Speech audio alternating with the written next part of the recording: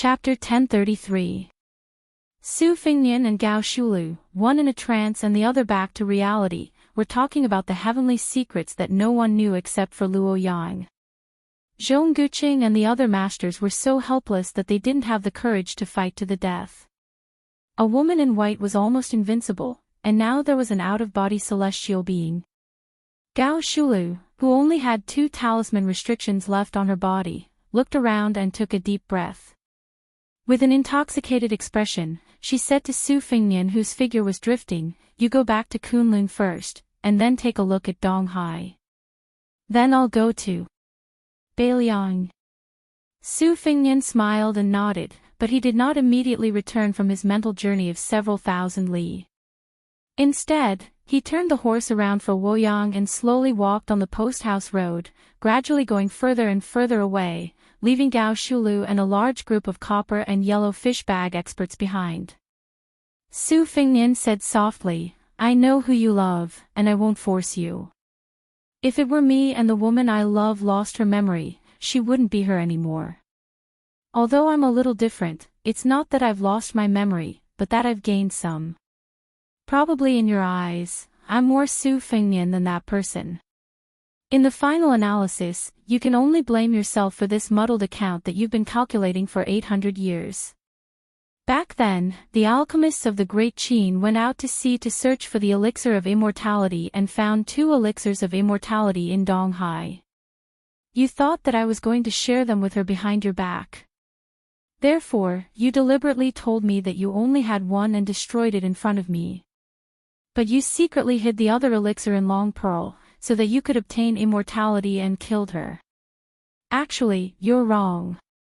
Luo Yang sneered and said, "So what if I'm wrong? Even if I could go back in time 800 years ago, I would still kill that woman, deny you immortality, and destroy your Great Qin's everlasting dream with my own hands." Su Fingnian turned his head to the carriage and said something to the old eunuch before returning to Beiliang with him. Then he turned to look into the distance and said with a smile, "You're still you." Luo Yang sat high up on the horse and let him lead the horse with a clear conscience. She did not forget to say sarcastically, "Unfortunately, she is no longer her." Su Fingnian calmly said, "Yuan Qingshan said that from now on Li Yufu of Wudong will let the affairs of the human world take care of the affairs of the human world, and the people of the heavens will be free and unfettered. I think it's not bad. After my battle with Wang Xianji, there should be an end between us."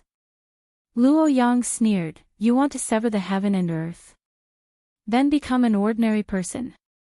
800 years ago, didn't you hate those mediocre mortals the most?" Su Fingnian raised his head to look at the white-clothed woman and dismissed her with a smile. Su Fingnian and Luo Yang turned a deaf ear to the heart-wrenching howls that came from behind. After walking for a while, Su Fingnian released the reins of the horse and said, "Don't forget the 3-year agreement." Luo Yang coldly snorted, "You have to defeat Gao Shulu first."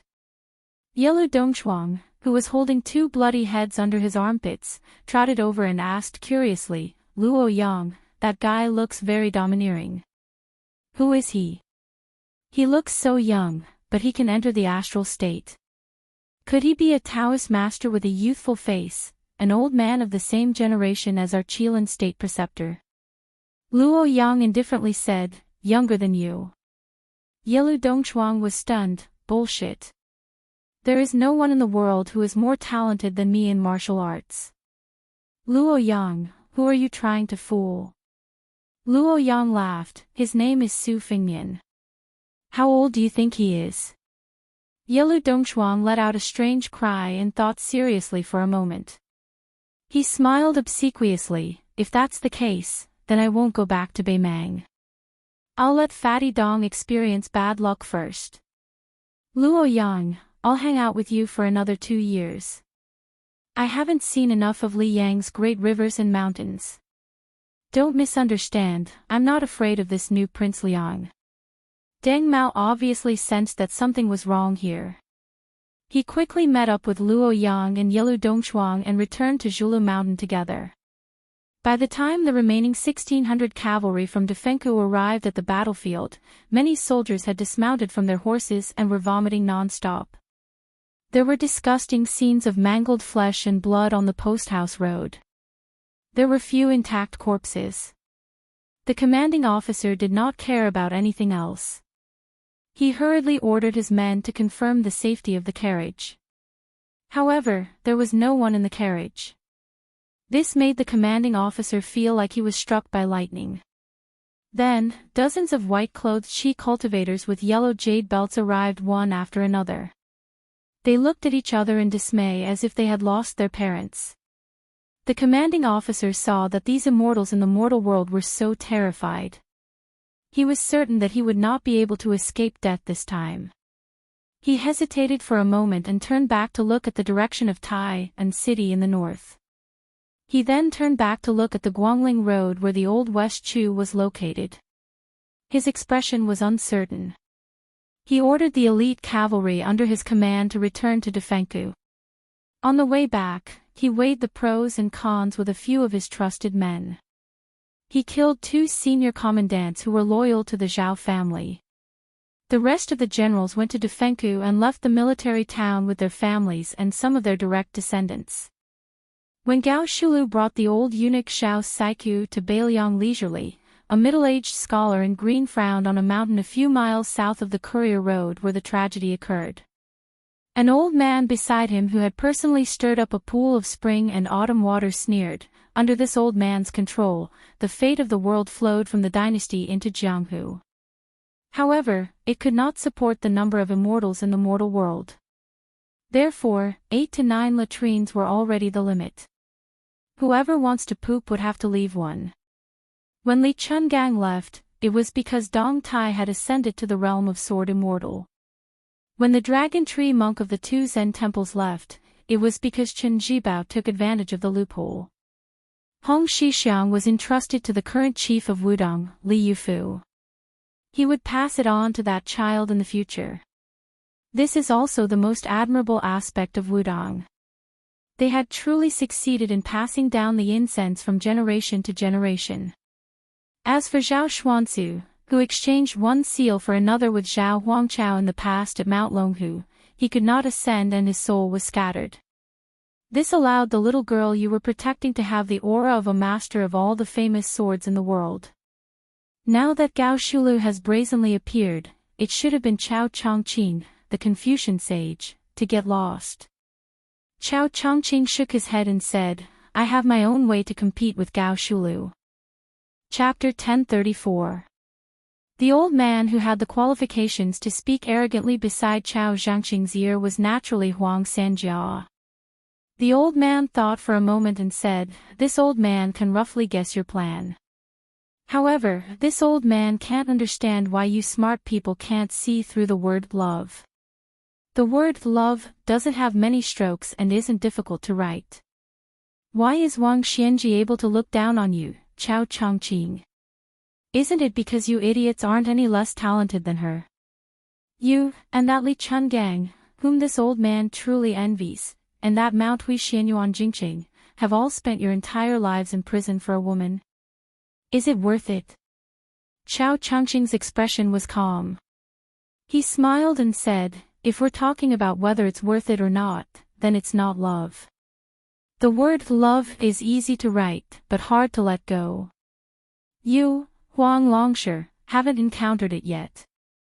You laughed at us for being stupid, but we also laughed at you for being smart all your life. It's not worth it. It's good to have no attachments, but it's also not bad to have attachments. Huang Longshi gritted his teeth and said, Once a smart person is terminally ill, then even the immortals can't cure him. Chao Chongqing turned his head and asked, You, Huang Longshi, claim to be one of the top 3 in the world. Other than pulling up seedlings to help them grow and adding fuel to the fire, what else can you do? Huang Longshi made a sound of surprise. You've guessed it. Chao Chongqing smiled and said, It's a pity that you and I don't have much time left. Otherwise, I would have a good chat with you. Huang Longshan chuckled and changed the topic. That Gao Shulu is really ruthless. She killed more than 200 people in one go. Moreover, in this way, although the Zhao clan's vitality cannot be said to be greatly damaged, they will have a flaw that can be exploited. This will be greatly beneficial to your West Chu. Qiao Chongqing shook his head and said, the martial artists of Jianghu are trapped in the battlefield, but that's all there is to it. They have never been able to influence the outcome of a battle. Since the War of the Spring and Autumn period, the army has long been skilled in how to stop and kill masters who charge into battle alone. Of the 200 masters, only about half of them are willing to give their lives to the Zhao family and go to West Chu to fight. Throwing 100 people into the battlefield that will easily have tens of thousands of people is like trying to put out a burning cart with a cup of water. What's more, Zhulu Mountain would also be participating. With just a small group of experts, it would be hard to say who would emerge victorious. Oh, Huang Sanja, what you really want to talk about is the desertion of the Defenka commandant. This was a good thing. Pulling one hair would affect the whole situation. After nearly 20 years without the smell of gunpowder, the thousands of miles of territory south of the capital was filled with women. It far exceeded the imagination of the Zhao clan's son and the civil and military officials of the court. Recognizing this point, the head of the civil officials, Zhang Julu, opened his mouth to speak. Unfortunately, no one believed him. The most powerful of the military officials, Chen Jibao and Gu Jiantang, were not willing to speak nonsense. Lu Xingxiang knew that it was useless to say anything. This is where the opportunity lies. Huang Longshi also shook his head. It seemed that he was not optimistic about the final outcome of West Chu. Qiao Chongqing did not mind. He laughed softly and said, "You plan to hand over the country to the crown prince of Yanqi, Zhao Zhu. Then who will you hand over Jianghu to? Could it be that woman in purple, Xianyuan Qingfeng?" The old man neither admitted nor denied. He said softly, "You said that I, Huang Longshi, can only speed up the growth of the crops and that the harvest can only be the one that has been set. You are wrong." Qiao Chongqing raised his head and looked at the figure hovering in the sea of clouds on his sword. Huang Longshi smiled and said, "There is thunder, there is rain, and there are going to be countless deaths." Qiao Chongqing sighed, "It is impossible to exchange decades of chaos for centuries of peace." The old man put his hands together and exhaled a breath of mist. The ancients did not dare to take Mount Tai and surpass the North Sea. The future generations cannot do it. I will do it. Qiao Chongqing was silent. After a long time, he said slowly, "Madman." Huang Longshi smiled freely. "I am very happy to meet you." Qiao Dai, one of the top playboys in the world, suddenly asked. Qiao Chongqing has always been very curious. "What is your idea of a world of peace?" The old man grunted and said vaguely, "In a world of peace and Tao, it is not a matter of the ruler and the people, but of the country and the people." The two seem to forget each other, but each has their own true temperament. Qiao Chongqing closed his eyes and fell into deep thought. Huang Longshi smiled and said, "Don't think too much about it. Be careful not to fall into it and not be able to get out. At that time, even if you are the scholarly sage, Qiao Qingyi, you will only be worrying about nothing. I have a stomach full of untimely and unworldly thoughts. It is enough for me to drink alone to relieve my boredom." Qiao Chongqing opened his eyes and rubbed his white hair. He asked, "Can we really pass Gao Shulu and Wang Shenji?" Huang Longshi said calmly, "Actually, as long as we pass Gao Shulu, it is more or less the same. Because in the end, it is just a test.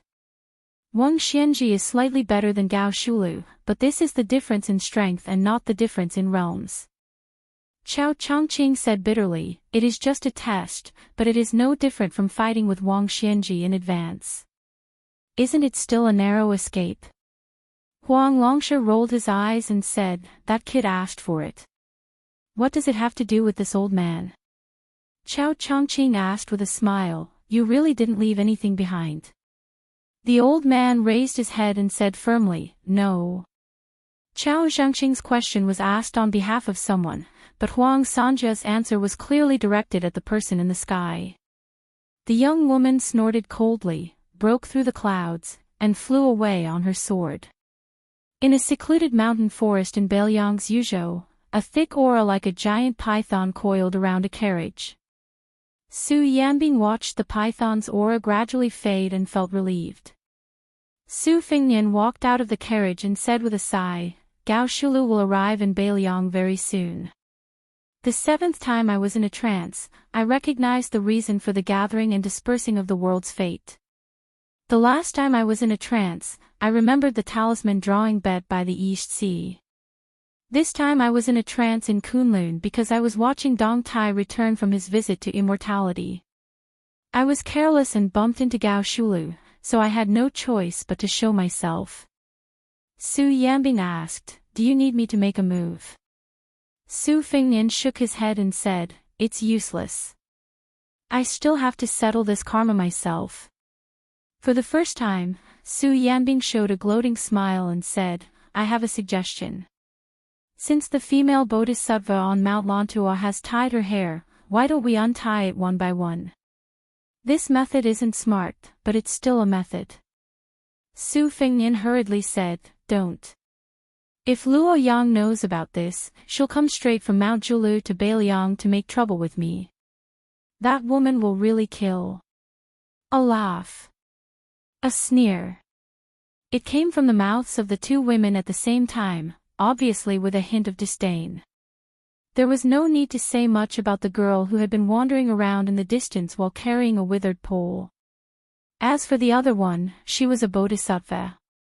Chapter 1035. Su Fengnian glanced helplessly at the spear master who had probably set a trap for him. When he came back to his senses, the qi in his body was at its most turbulent and dangerous stage, and his perception of his surroundings was not very sharp. As the best fighter in Beiliang, Su Yanbing could easily find out about the arrival of the bodhisattva from the western region. However, Su Fengnian could not. Even when he heard her sarcastic laughter, he did not feel embarrassed. He leaned against the wall of the carriage and did not deliberately stand up to greet her. Instead, he put his palms together and bowed to the six-jeweled master from Mount Lantua. Then, he waved at her, indicating for her to enter the carriage for a chat. Su Yanbing tactfully walked away. The girl squatted in the distance and drew sand on the ground with a sunflower. The bodhisattva did not enter the carriage. Instead, she stood beside the carriage and looked at Su Fengnian with a peaceful expression.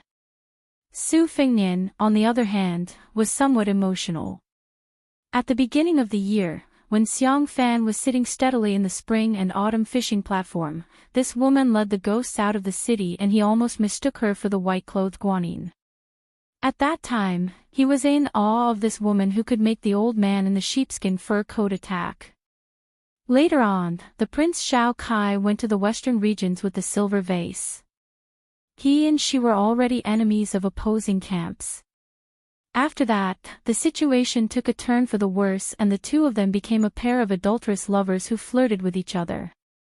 Beiliang secretly used his cavalry to help her get rid of dissidents and climb to the top of Mount Lantua. She, on the other hand, used esoteric monks to help Beiliang infiltrate the refugees' land. Su Fengnian looked at the bodhisattva with a head of black hair. However, the bodhisattva did not lack in celestial aura. Her hair was simply tied in a white hemp knot around her neck, making her look forgettable. At present, not only was Su Fengnian an ally of equal standing with her, he even had the capital to look down on her. Other than the fact that Mount Lantua was a head lower than Mount Qingliang, in terms of martial prowess alone, Su Fengnian was confident that he could pay an acceptable price and successfully kill her, even if she possessed 6 manifestations. Su Fengnian was calm and unperturbed. He smiled and asked, Master, why did you come to Yuzhou in person? This bodhisattva with 6 pearls, who was like the sun in the sky in the western region, seemed to have the ability to make people feel like bathing in the spring breeze and thus feel happy. Her smile was tranquil, just like the celestial being on the mural. However, her tone was slightly alienated. She asked, the Longxiang army was hastily expanded from 10,000 to 30,000. Can you guarantee that the western region will not be invaded by Beimang? Su Fingnian twitched the corner of his mouth. It was said that there were 20,000 horse gangs besieging Qingzhang City for more than 10 days. They could not break through the city and only left 2,000 corpses. In the end, 6,000 horse gangs slaughtered 12,000 horse gangs in 3 days. They chopped off heads until everyone changed to cold knives. In the end, only a few hundred people escaped. Finally, we know what 20,000 people are. They are just 14,000 horse gangs. Master, you may say that these horse gangs are not worth mentioning compared to the regular army. They are not organized and can only fight some contact battles with 700 or 800 people at most. They can win by bravery. If there are too many people, they will show the fatal flaw of not knowing the battle formation. However, according to Northern Liang's spy report, the 2,000 bandits who were the backbone of the 14,000 bandits were the elite cavalry of the Northern Mang's southern dynasty. They were equipped with good horses, bows, swords, and armor. The leader of the army was a senior military officer of the southern dynasty. The reason why the bandits couldn't withstand a single blow was because the bandits were defeated by Huang Man herself. Master, are you interested in guessing how many Dragon Elephant Army soldiers Huang Man had at that time? The Bodhisattva with 6 pearls was expressionless. Su Fingnian did not care. He stretched out a hand and answered his own question, only 500. Of course, I don't deny that the Longxiang army is Beiliang's elite cavalry. These 500 are the best of the best. Master, you asked me if I can guarantee that the western region will be protected by Beiliang. The answer is obvious, yes. However, the land of refugees is the focus of Liang Mang's front line. The western region is far away from the main battlefield. Its final ownership and significance of the war is at most a secret troop. No one can be sure when it will be used. It may not even be able to determine the outcome of the war from the beginning to the end. Instead, it may become a burden to the overall situation. Moreover, the deal between you and me was a one-time deal. I support you to control the western region, and you help me to suppress the ancient military town of Fengxiang. Both sides offered a fair price. Therefore, we are both willing and happy to cooperate. Why should I put in extra effort to protect the safety of the western region? The 6-pearl Bodhisattva smiled and asked, how do you achieve great freedom? Su Fingnian had a strange look on his face. Dual cultivation. Ordinary women would have long been shy, but this esoteric master still had a calm expression and nodded as if he had said a Buddhist principle. Su Fingnian waved his hand without hesitation. I wasn't joking just now. I dare to provoke anyone, but I can't provoke that woman. The 6-pearl Bodhisattva smiled. I can wait. Su Fingnian smiled. Up to you. The 6-pearl Bodhisattva walked up the carriage and sat on the other side. He said softly, the art of war emphasizes the combination of the strange and the right. When the Battle of Liangmang started, Liangzhou was the right place, the land of refugees was the strange place, and the western region was the strange place after the strange place. It is not as simple as the king of Beiliang said. If it were any other king of Liang who said that the western region was useless, I would believe it. Beiliang. Since when did Beiliang have the habit of thinking about defeat before the battle? Chapter 1036. Indeed, Su Fingnian secretly promised Chao Wei 10,000 light cavalrymen to rush to the western region. Now that his secret was exposed, no matter how thick-skinned he was, he could not help but feel a little embarrassed. After the embarrassment, he felt a little heavy. She could see that there were many masters in Beimang's southern dynasty. Would they have taken countermeasures early? Su Fingnian looked up at the sky. Although it was said that a man without foresight would have immediate worries, a man with foresight would have even more immediate worries. Now, the general trend of the world, from the height of the imperial court to the distance of Jianghu, was surging with undercurrents everywhere. Su Fengnian and Bai Liang were undoubtedly the ones at the forefront when the real storm surged in the future. The girl jumped onto the carriage and sat between Su Fengnian and the Bodhisattva of 6 pearls. She had unknowingly caught a yellow four-legged snake in her hand. People in Bai Liang called it the stone dragon. The girl held the poor little tail and kept spinning it, not tired at all. The girl suddenly stopped and hung the stone dragon in front of the Bodhisattva of 6 pearls. She laughed and asked, "Auntie, do you want to play?" Murderous intent was everywhere. Su Yanbing, who was driving the horse, coughed softly. Su Fengnian looked down, hoping to be indifferent. The group slowly entered the hinterland of Yuzhou. Because Su Fengnian's 9 absent-mindedness came without any warning, he could only concentrate on it. As a result, he could not pay too much attention to the military and political affairs of Yuzhou, which delayed a lot of serious business. The carriage entered the city of 100 Springs, where the Yuzhou general's official residence was located. The city was famous in Bai Liang for having more than 100 springs. It was said that ancestor Lu's sword qi had reached the 9 springs. Of course, Su Fengnian also had an identity certificate, but no one would associate the name on the certificate with the king of Bai Liang. After entering the city, they randomly picked a restaurant in the downtown area that was prosperous even when they were not eating. Su Fengnian caught a glimpse of the eye-catching sign on the restaurant's wall. Since he became the king of Bai Liang, many related stories surfaced. For a time, he became the first choice of the storytellers to earn money. Not only in Bai Liang, but also in Liang and the Central Plains. As for whether it would be good or bad, it depended on the preferences of the local officials and diners. They had to cater to their liking in order to get people to give tips. The restaurant's business was surprisingly good. Su Fengnian had no choice but to pay a few more taels of silver before he managed to get a seat that was barely passable. Other than listening to the stories and enjoying the atmosphere, it was more to let Miss Hehe fill her stomach. There was still some time before the storyteller went on stage. Miss Hehe had always been wolfing down her food. Su Fengnian had been thinking about how to deal with the tyrannical forces in the territory with the Yuzhou general Huang Fujin.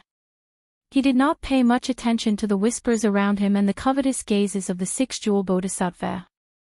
Since Miss Hehe was full, he paid the bill and left. Soon, several groups of people were fighting over the table he vacated. Su Fengnian passed through the crowd and was already near the door. Suddenly, he heard a familiar sound of a pipa. He turned around and looked carefully. He was stunned on the spot. One lantern festival, in the city of Liangzhou, there was a pair of grandfather and granddaughter. The blind old man was drinking wine and telling stories. He was talking about His Royal Highness's first trip to Jianghu. The emaciated young girl was holding a poor-quality pipa made of white wood. Later, in Beimang, he saw the young girl handing out thin notes. At that time, she was playing the pipa to accompany her grandfather's storytelling. The first string was about to break. At that time, Su Fengnian was accompanied by Tao Manwu, who was a burden. In the end, he invited the old man and his granddaughter to drink wine. He even taught the young girl Chao Jiawu's pipa skills, which had almost become a peerless skill in the world. They parted ways happily. Su Fengnian also heard the blind old man talk about many things in Bai Liang. He saw the knife wound on the back of the old soldier's hand. He also saw the young girl, whom the old man called Ariu, and her sincerity in treating the cheap pipa as her life. The young girl entered the stage with the pipa in her arms. However, this time, the blind old man was not with her. When she sat down, she picked up the pot of wine on the small stool in front of her and drank it all in one gulp. Su Fengnian could only hear the crazy jeers and boos from all around. They were all cursing and mocking the young girl, saying that she was a broken shoe used by a Beimang barbarian and that she had lost face for Bailiang. They said that she should have died outside the pass. What was she doing back in Yuzhou? She was a woman who only cared about money. The young girl was indifferent. She gently stroked the almost broken string of the withered pipa. A few armored soldiers who deliberately occupied the closest seat sat with their legs crossed. Every time the girl told a story or played the pipa, they would throw a string of copper coins at her. Obviously, they were already familiar with this and treated this matter as a form of entertainment. Then, everyone saw a young man walk onto the stage and squat in front of the young girl. For a moment, the copper coins fell like rain. Su Fingnian asked softly, "Are you?" The young girl with indifferent eyes ignored him and continued to play the pipa. Su Fingnian squeezed out a smile. Word by word, he gritted his teeth and repeated what he had said in the past. As far as the whitewood pipa is concerned, the sound quality can be considered good. If the money allows, you can add a little glue. The old man said that the content of the book was especially critical of the pipa's brittleness and explosiveness. Also, the first string is not far from breaking. However, in my opinion, since you are playing the pipa for the spectators to enjoy, breaking the string is also something that everyone would be happy to see. There is no need to rush to change the first string. I'll also tell you some of the Chow family's pipa techniques. You can remember as much as you can. The young girl still did not raise her head. The sound of the pipa continued. It seemed that she did not dare to look at this man who she had met by chance in Beimang and who had once kindly taught her the pipa. Su Fingnian squatted by her feet and said with red eyes, "I'm sorry. I forgot to tell your grandfather last time. Not only am I from Bailiang, but I am also the person your grandfather always talked about. My name is Su Fingnian. I am now the king of Bailiang." The young girl who was sitting on the small bamboo chair and only as tall as the man in front of her suddenly raised her head. Su Fingnian reached out and gently pulled her head to his shoulder. He had never said the word "sorry" to anyone before. Once again, he choked and repeated, "I'm sorry."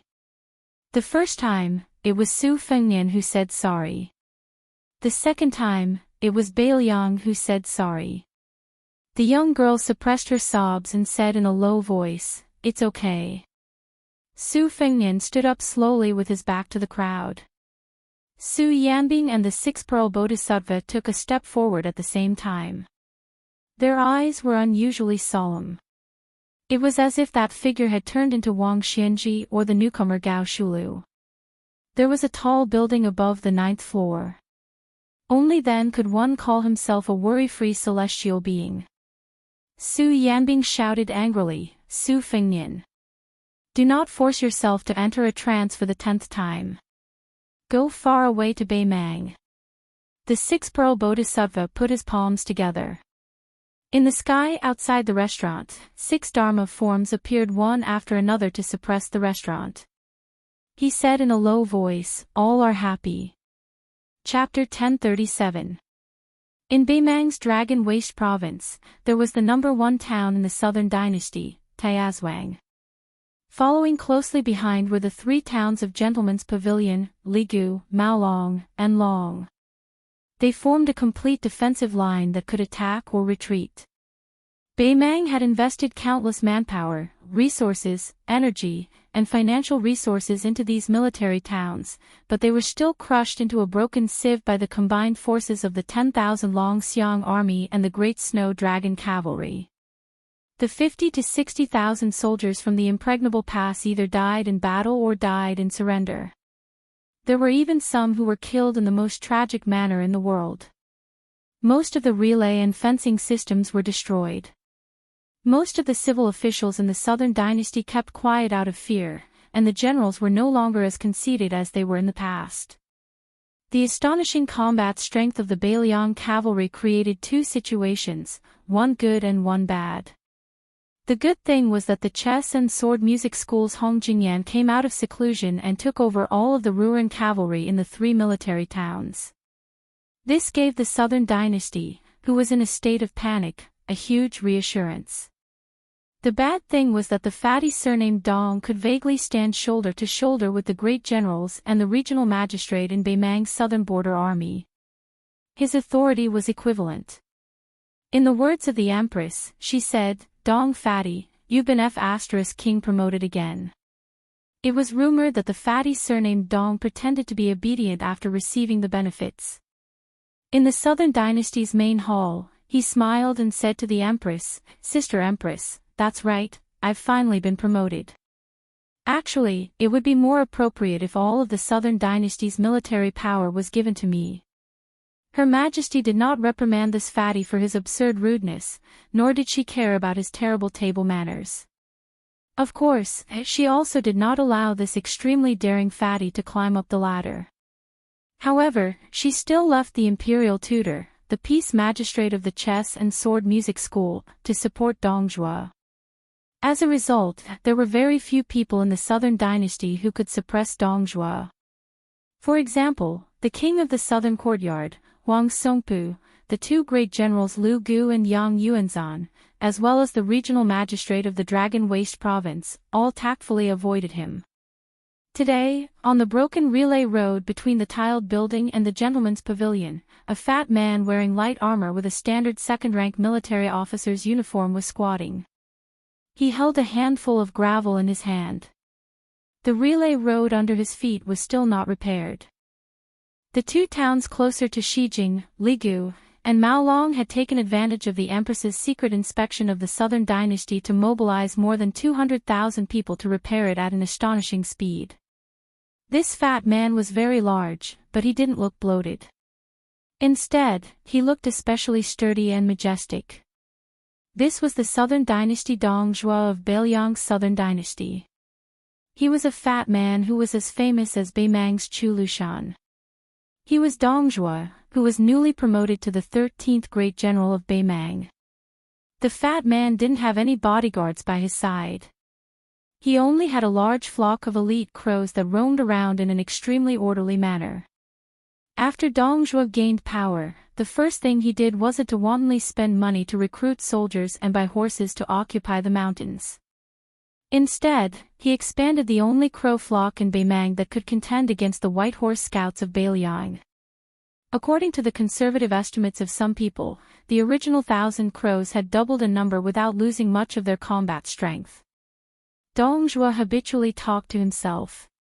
When Dong Zhuo was still a little fatty, he was often mocked and ridiculed by others. This youth did not have any friends, and no one thought that he would have a bright future.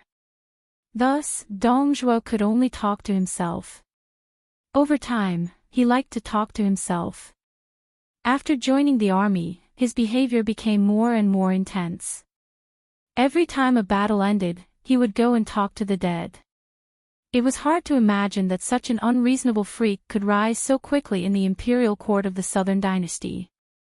Fatty Dong was talking to himself, mumbling something about how the old man was unwilling to resign from the title of king of the south courtyard. What? He was paving the way for Hong Jingyan. "You stubborn old man, are you really unwilling to hand it over to me even if you were beaten to death? I'm not someone who holds grudges. Besides, we're not at the point where we can't live under the same sky. What are you, Huang Songpu, afraid of? Don't tell me you want to sell the chess and sword music school a big favor in exchange for a peaceful old age." Dong Zhuo tilted his palm, allowing the gravel to slide down. He sighed. He really did miss his eldest daughter-in-law and his youngest daughter-in-law. However, his eldest daughter-in-law, who was a princess, was currently in a state of chaos. She had to go and stabilize the situation. His youngest daughter-in-law was always thinking about revenge against the new Prince Liang. She was not as cheerful and lively as before. Fortunately, he had a servant girl by his side, which made the haze in this fatty's heart dissipate. Dong Zhuo turned his head, his eyes gentle as he looked at a little girl who was leading a bright red pony in the distance. She was Tao Manwu. She was the orphan of Tao Qinji, who had become sworn brothers with Dong Zhuo after he joined the army. Dong Zhuo did not have any children for the time being, so he wanted to spoil this little girl wholeheartedly. He had even told his two daughters-in-law that even if he had children of his own in the future, he would most likely not dote on them as much. His eldest daughter-in-law had always been kind and understanding. His youngest daughter-in-law, who had entered the Dong family a little later, was so angry that she did not let him sleep in bed for half a year. Dong Zhuo looked at the pitiful Tao Manwu. The little girl, who seemed to be carved from jade, seemed to be humming a little tune. That pony was a playmate that Uncle Dong had found for her. She had always been reluctant to ride it. This time, following Uncle Dong to the south, even the young pony would be able to ride in the spacious carriage. Dong Zhuo stood up, wanting to talk to young Manwu to relieve the boredom. Suddenly, he saw the little girl suddenly turn sideways, staring blankly in a direction. The extremely sensitive Dong Zhuo narrowed his eyes and followed her line of sight. He did not see anything. This fatty was confused and could not figure out what was going on. He did not think too much about it and hurriedly ran over to the little girl. He saw young Manwu raise her arm to wipe her eyes. They were a little red and swollen. He did not know if it was because she had cried or because of the rough wind and sand. Dong Zhuo crouched down and asked gently, "What is it?" The little girl's line of sight shifted slightly, and she shook her head vigorously. Dong Zhuo had been with her day and night. How could he not know that she was lying? But what did it matter? Young Manwu did not want to talk, so Dong Zhuo did not ask. He just pressed the tip of his nose with his thumb and made a pig's head to amuse her. The little girl reached out to take Dong Zhuo's finger and helped him rub his face. She said in a serious tone, "Uncle Dong, those big brothers called Cropolanzi all said that you have become a high-ranking official. You must not fool around anymore." Dong Zhuo laughed and said, "It does not matter. Even if one day Uncle Dong is too old to ride a horse and can't lift a spear, you will still make a face at young Manwu." Tao Manwu squeezed out a smile and glanced into the distance. She said softly, "Uncle Dong, I want to sing that song. Do you want to hear it?" Dong Zhuo laughed heartily. He carried Tao Manwu on his broad shoulders and sat her down. The little girl hummed loudly, "The green grass grows next year, the wild geese go and come back. The spring breeze blows this year, will the young master return? The green grass is green on the green flagstones, the man in green on the green flagstone bridge, humming a Jinling tune. Whose daughter lowers her head and smiles? The yellow leaves fall this year, year after year. The autumn wind rises next year, will the wife be there? The yellow flowers flow in the yellow river, the yellow flowers in the yellow river city, fluttering yellow butterflies. Whose son's knife is in the scabbard?" Dong Zhuo sighed in his heart. Young Manwu was probably missing the young master who could not tell whether he was an enemy or a benefactor. Probably influenced by the little girl's song, the Cropolanzi nearby, who were unparalleled in individual combat, began to hum a little song that belonged to the 70,000 Dong army. The Dong army's men rode their swords, mounted their spears, and died by the horse's back. Don't cry your heart out at home, my son will be the Dong army's man again. Young Manwu sat on Dong Zhuo's shoulder and looked somewhere. She hesitated for a moment, and with red eyes, she quietly waved her slender arm as a farewell. Chapter 1038. The Ruin Mountains were a vital natural barrier for Beimang's southern dynasty. With Mount Bubang as its core, it also had three military towns, Rouxian, Laohuai, and Wuchuan. At its peak, it did not have more than 90,000 Ruin cavalry, but it was also a mighty army whose name shook the world. Last year, in the Battle of Liangmang, the Ruin cavalry did not participate because of the sudden death of Mount Bubang's fifth raccoon. The Southern Dynasty officials firmly believed that even if this powerful force faced off against Beiliang's Longxiang army, they had a 50-50 chance of victory. Mount Bubang was still Mount Bubang with the strange surname of Diwu.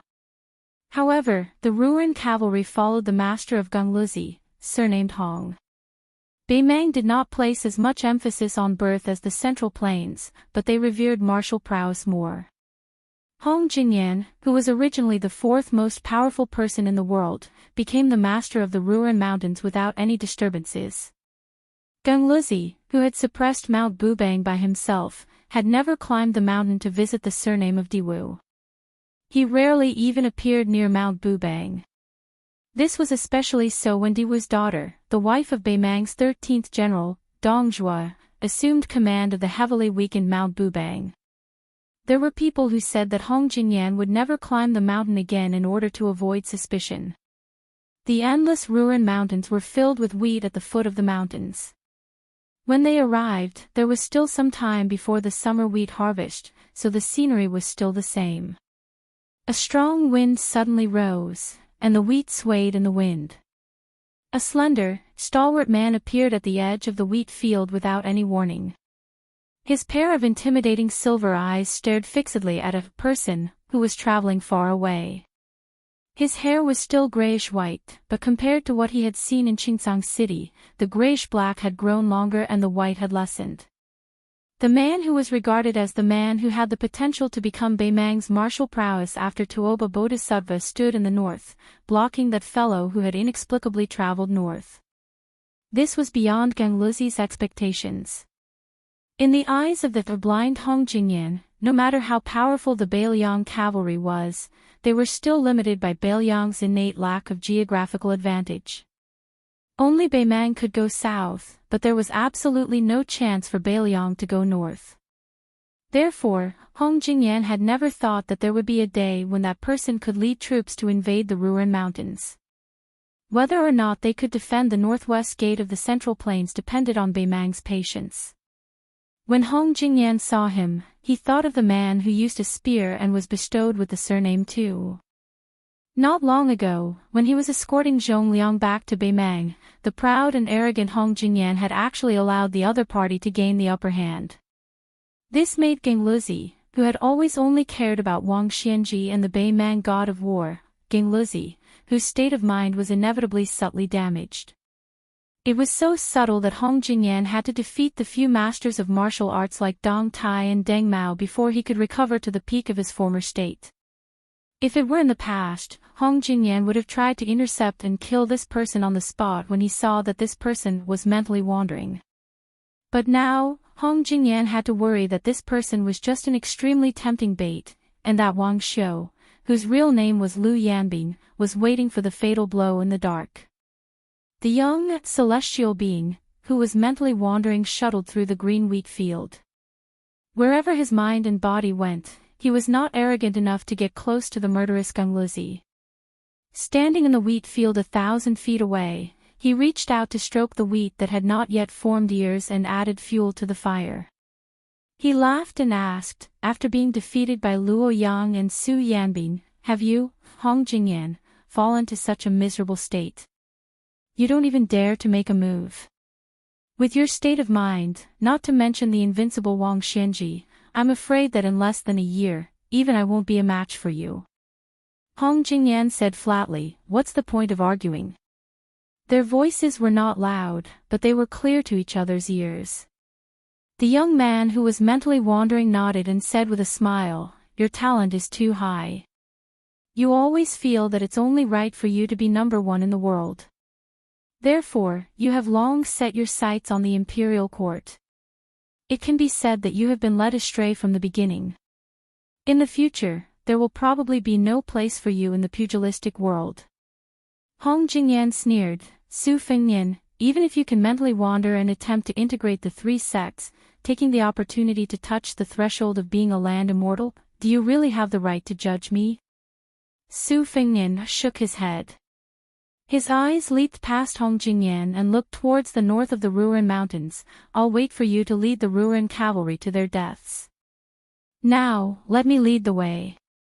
Hong Jingyan's lips curled up. "You also know that you have been targeted by me. If I don't move, you won't be able to head north." "Su Fengnian, since when did you have such self-awareness?" The young man who had one foot in the realm of heavenly phenomenon and the other in the realm of land immortal spread his hands. Two sabers, a crossing the river Pawn and a springtime thunder, were unsheathed from Su Fengnian's waist thousands of miles away. They were instantly grasped in his hands. It looked like Hong Jingyan's refusal to give way meant that it was just a battle. It was up to Hong Jingyan, who had already tasted defeat twice in his life, to see if he believed that he would not lose a third time. Hong Jingyan frowned before his brows relaxed. He turned his body and gestured for the young man in his line of sight to continue heading north. Beiliang was nothing in his eyes.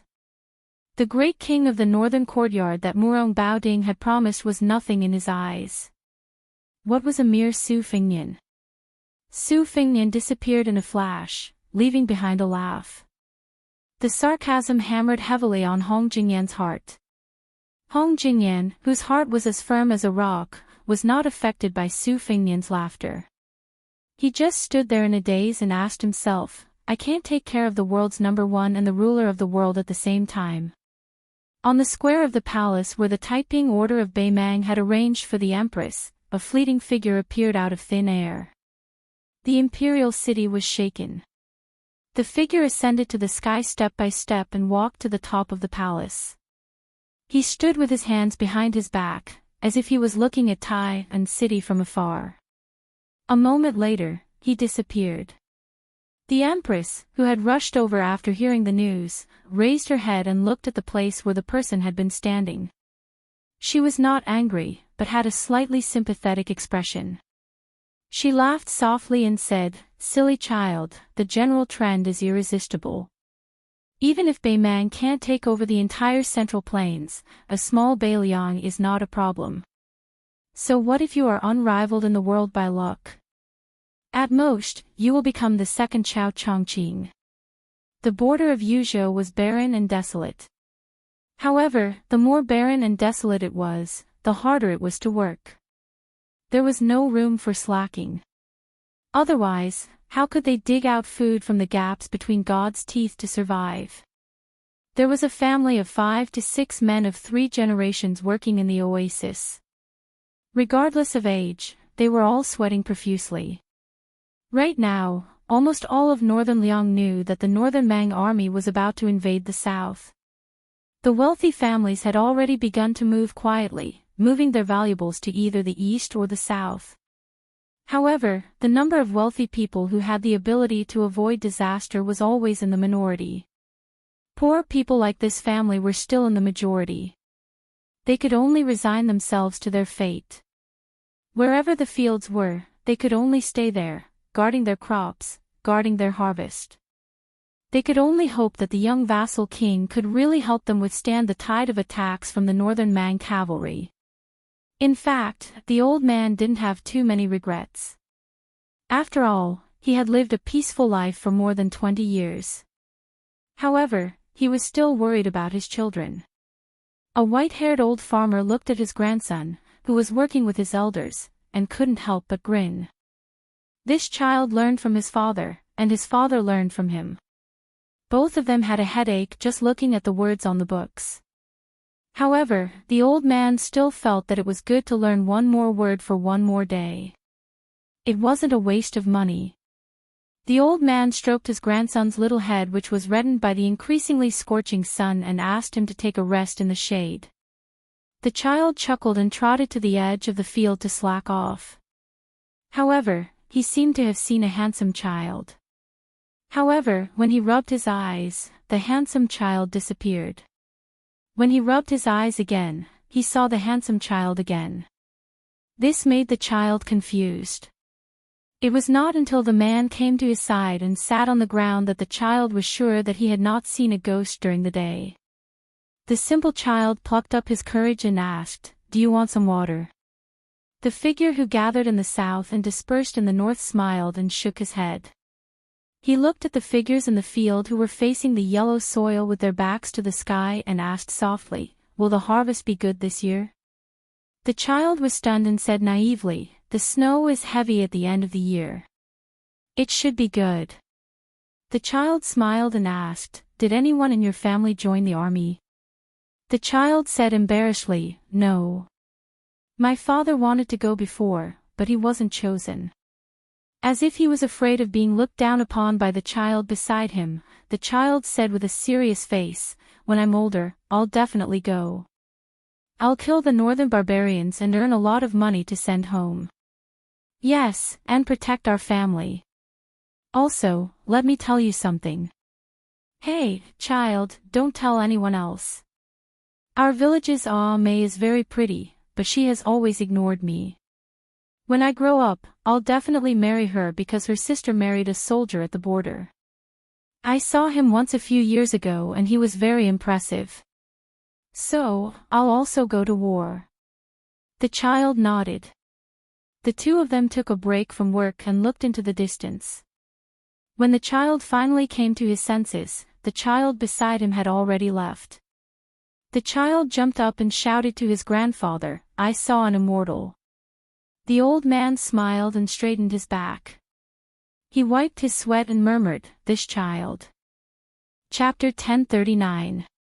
At first, the people in the restaurant were a little afraid of the young man with the saber. However, when he got up, he did not seem to be angry.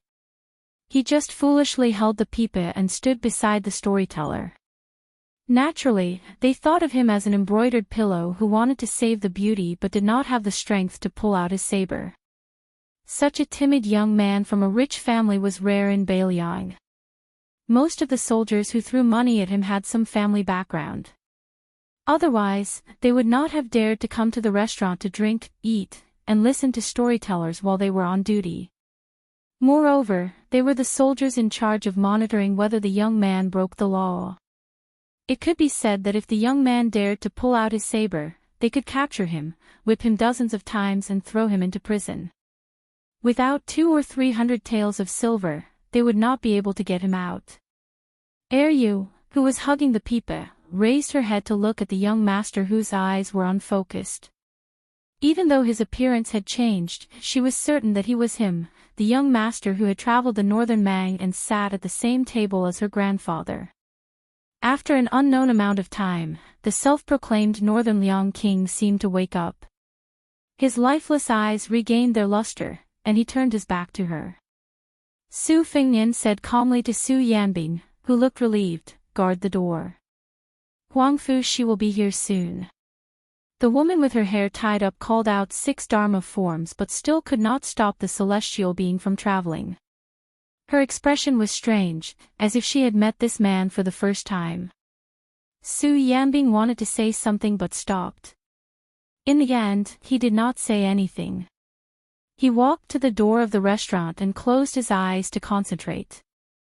Some customers sensed that the situation was not good and wanted to escape. However, they were knocked out before they could get close to the door. Su Fengnian slowly walked to the tables of soldiers who had stood up. His fingers pressed on a Bailiang saber that he had untied from his waist and placed on the table. The Yuzhou cavalryman who was supposed to be in charge of the young men in the city could not take the saber away. The dozen soldiers were led by a burly captain. He had good eyesight and knew that he had encountered a difficult person. However, he did not show weakness and said in a low voice, "Young master, I am Huang Yi from the Huang family of Iha County. You should think about it yourself. If you and I each take a step back today, I can still treat you as a brother. You can walk out of this restaurant and drink in Iha County. I guarantee that you won't have to spend a single copper coin." Su Fengnian said expressionlessly, "You can say this to Huangfu Shi later." The head military officer from Iha County was greatly shocked. Just as he was about to speak, he heard a rush of horse hooves coming from outside the restaurant. Listening to the horses, this was the ability that all old soldiers should have. Although this head military officer was domineering, he was not careless in his battle formation and martial arts. Even if the Yuzhou soldiers were a level lower than the border soldiers, they were still much stronger than the Lingzhou soldiers. The captain gritted his teeth and laughed coldly. "The Yuzhou general is a high official. However, my father had followed great General Yan for many years. He is not someone that Huangfu Shi can offend." Su Yanbing allowed Huangfu Shi, who was wearing the uniform of a general without any armor, to walk into the restaurant. This was the second time he had seen the Bailiang king today. He did not say anything, prostrating himself on the ground and kowtowing. Su Fengnian raised the ordinary Bailiang blade. Ignoring the restaurant full of shocked customers, he walked in front of Huang Fuxi and asked, "I will only ask you one thing. Do you know about the restaurant?" Huang Fuxi lay on the ground and said with a trembling voice, "The official residence is only 3.5 streets away from here. I have heard about it. However, as the Yuzhou general, I only dare to manage the military affairs of a province. I do not dare to cross the border and interfere with the government affairs of a province." Su Fengnian smiled, "You are truly a competent general who abides by your duties. This king can't be worried about handing the military power of Yuzhou to you." The Yuzhou general, who was of primary third rank and had power that could not be any more powerful, lay on the ground without daring to breathe loudly. Su Fengnian extended a leg and directly stepped on Huang Fuxi's head that was pressed against the cold ground. With a bang, the nearby spectators all saw blood flow out from where the Yuzhou general's face touched the ground. However, this general who had once appeared on the stage at the great reading of the gourd in early spring still did not move. Su Fengnian looked coldly at the back of Huang Fuxi's head and muttered to himself, "I have given you power. Since you do not dare to offend people, this king can do it himself." Su Fengnian suddenly extended an arm. Before Huang Yi, the commandant who did not have the time to kowtow to the king of Bailiang, his robust body was involuntarily pulled forward and he stumbled. The Bailiang blade was unsheathed and a head appeared on the ground. Su Fengnian casually pushed away the headless corpse that was falling forward. Those soldiers who knew that they had encountered the new king of Bailiang did not dare to draw their blades against him even if they were beaten to death. The status of the king of Bailiang was enough to make them not dare to move. Moreover, the king of Bailiang, who had secretly visited the capital of Yuzhou in disguise, was said to be a top expert who had personally slaughtered the 5th raccoon of Mount Bubang. Their family background was not as good as that of Huang Yi, so they did not have any life-saving talismans. Therefore, they could only kneel down and beg for mercy. Su Fengnian raised the Bailiang blade. The blade was as bright as a mirror. Although it had not yet been replaced with the 6th-generation cold blade nicknamed Great-Grandson, it was still worthy of being called the sharpest war blade in the world. As Su Fengnian's 2 fingers swiped across, the heads of those kneeling soldiers fell to the ground one by one. Including Huang Yi, who was the first to suffer, the 16 soldiers were all dead. Su Fengnian sheathed the cold blade in his hand and tossed it to Huang Fujin's side. In passing, he said, "You can continue to kneel." Then he said to Su Yanbing, "Call in Yozhou's Deputy General Lu Dian." A young and strong general quickly walked into the restaurant and knelt near Huang Fujin. He did not dare to look at the dismembered corpses on the ground, nor did he dare to look at the crowd of kneeling customers. He only heard the king of Bailiang casually say, "Everyone in the restaurant has their property confiscated. As long as they have an official position, immediately drag them out and kill them.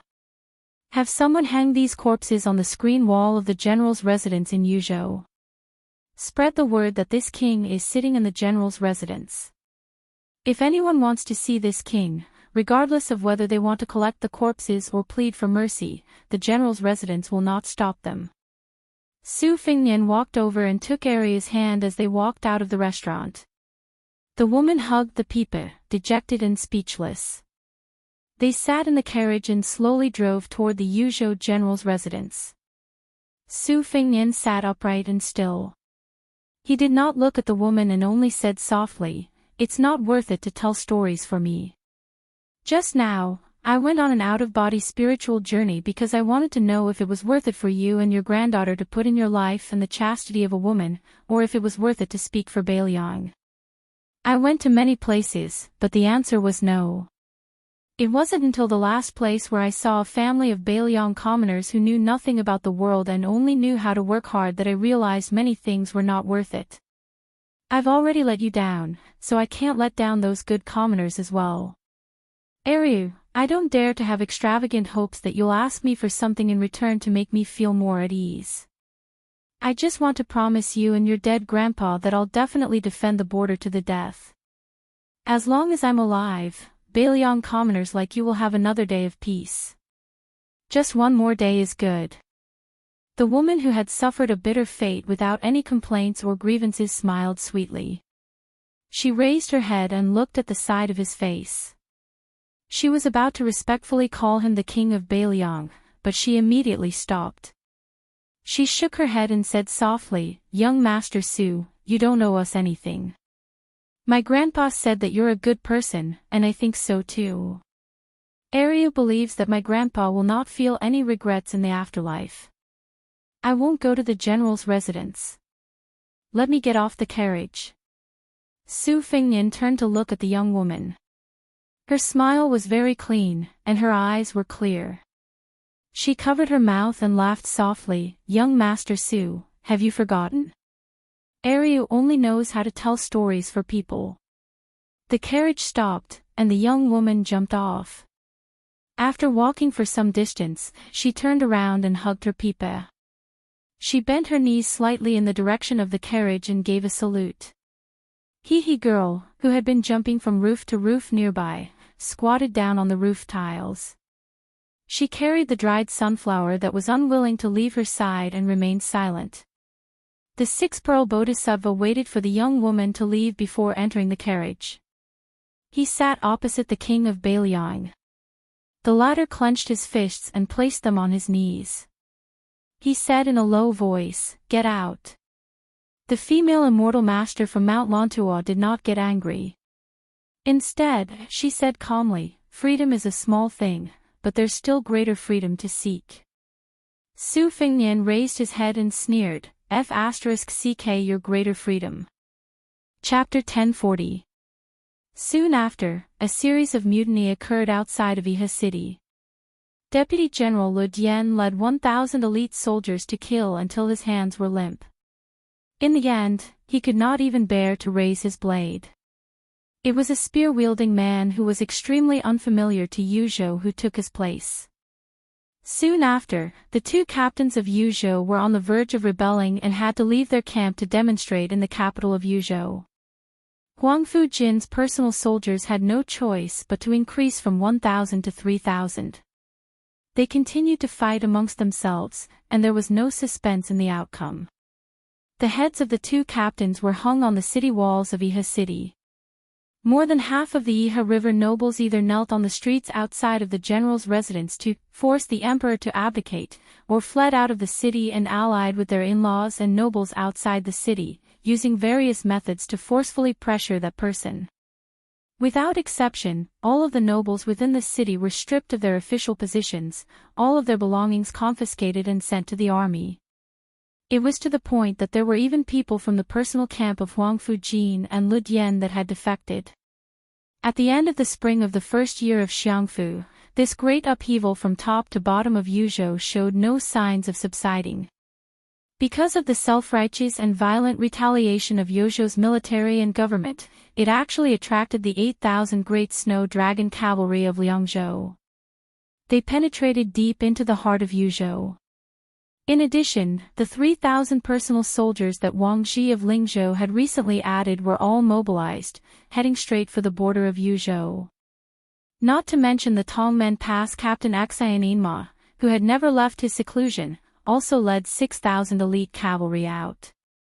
Apart from this, Bailiang Protector General Chu Lushan personally mobilized troops, ordering Ningame to lead half of the Iron Stupa heavy cavalry and 2,000 white feather crossbow cavalry to set up camp on the west side of Yuzhou, eyeing covetously like a tiger watching its prey.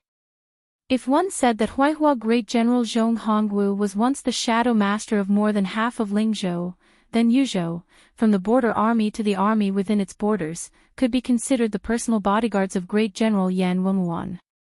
Yuzhou, which was said to have 800 general families, the vast majority could be considered the disciples and grand disciples of this old general. Their increasingly fierce resistance finally made an old man overseeing the border unable to sit still.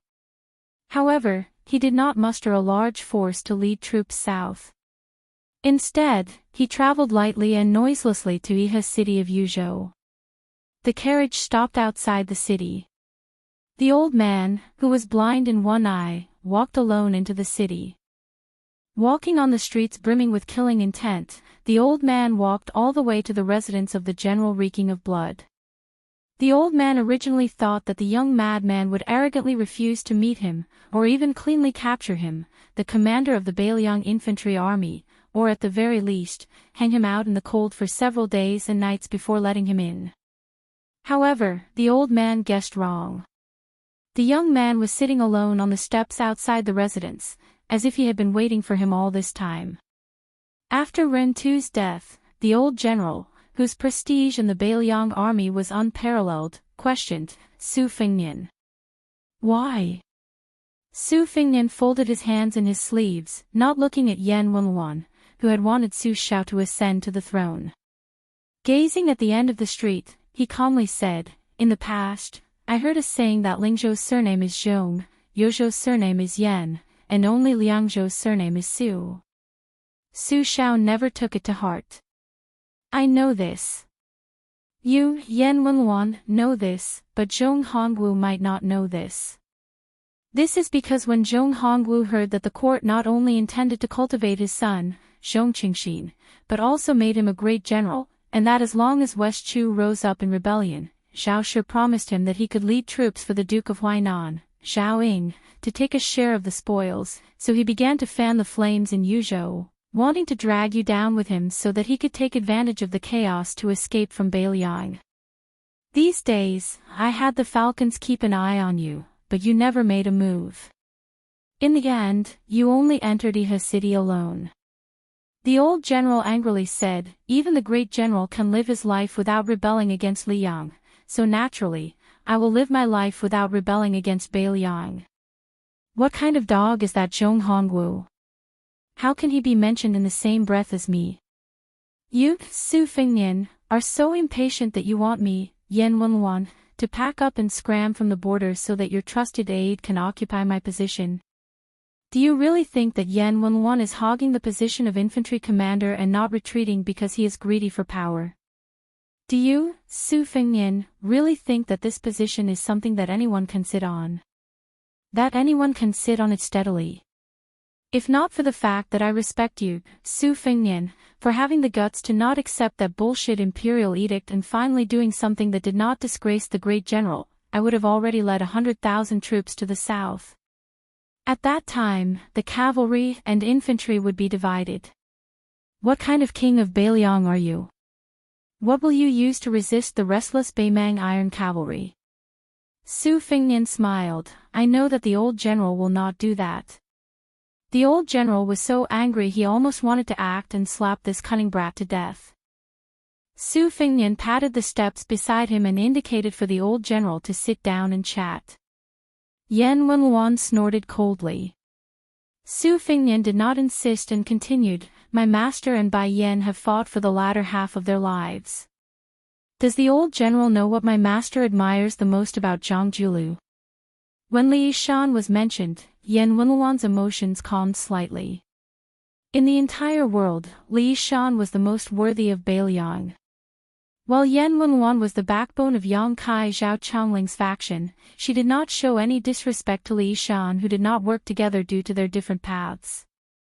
Su Fengnian said softly, "It is not that Zhang Julu made the Zhao family prosper as old general imagined.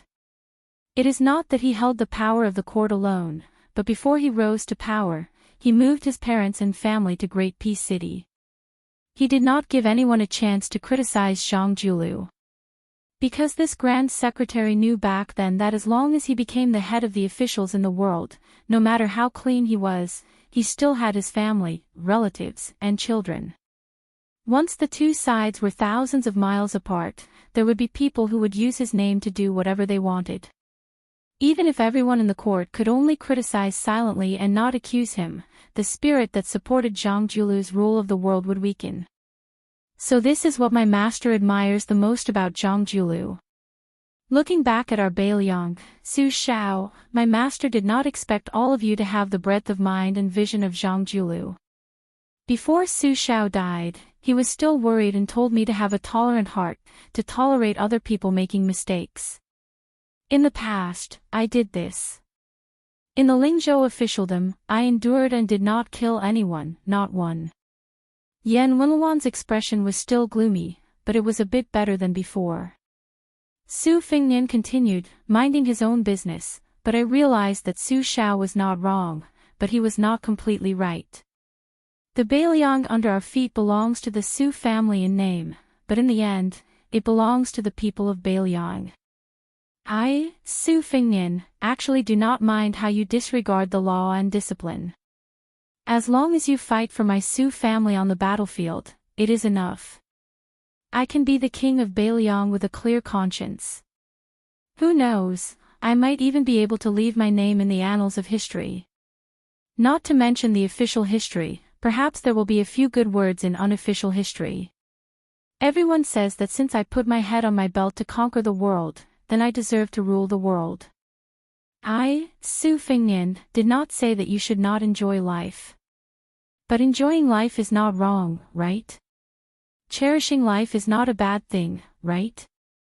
Old General, why don't you and I just treat it as speaking with conscience to Su Xiao? Yuzhou, Lingzhou, and Liangzhou, how many of these generals treat the common people as human beings? I did not stay behind closed doors at Mount Qingliang and make sarcastic remarks. Instead, I personally walked around Yuzhou and only then did I walk step by step to Iha City. In truth, I would like to say to all the officials of the Northern Liang Path, whether you relied on your own abilities to become an official, or relied on your parents' contributions to become an official.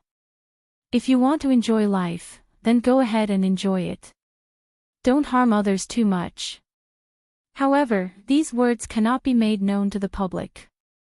Moreover, even if I said these words to Zhong Hongwu with all my sincerity, he would only think that it was an unfunny joke.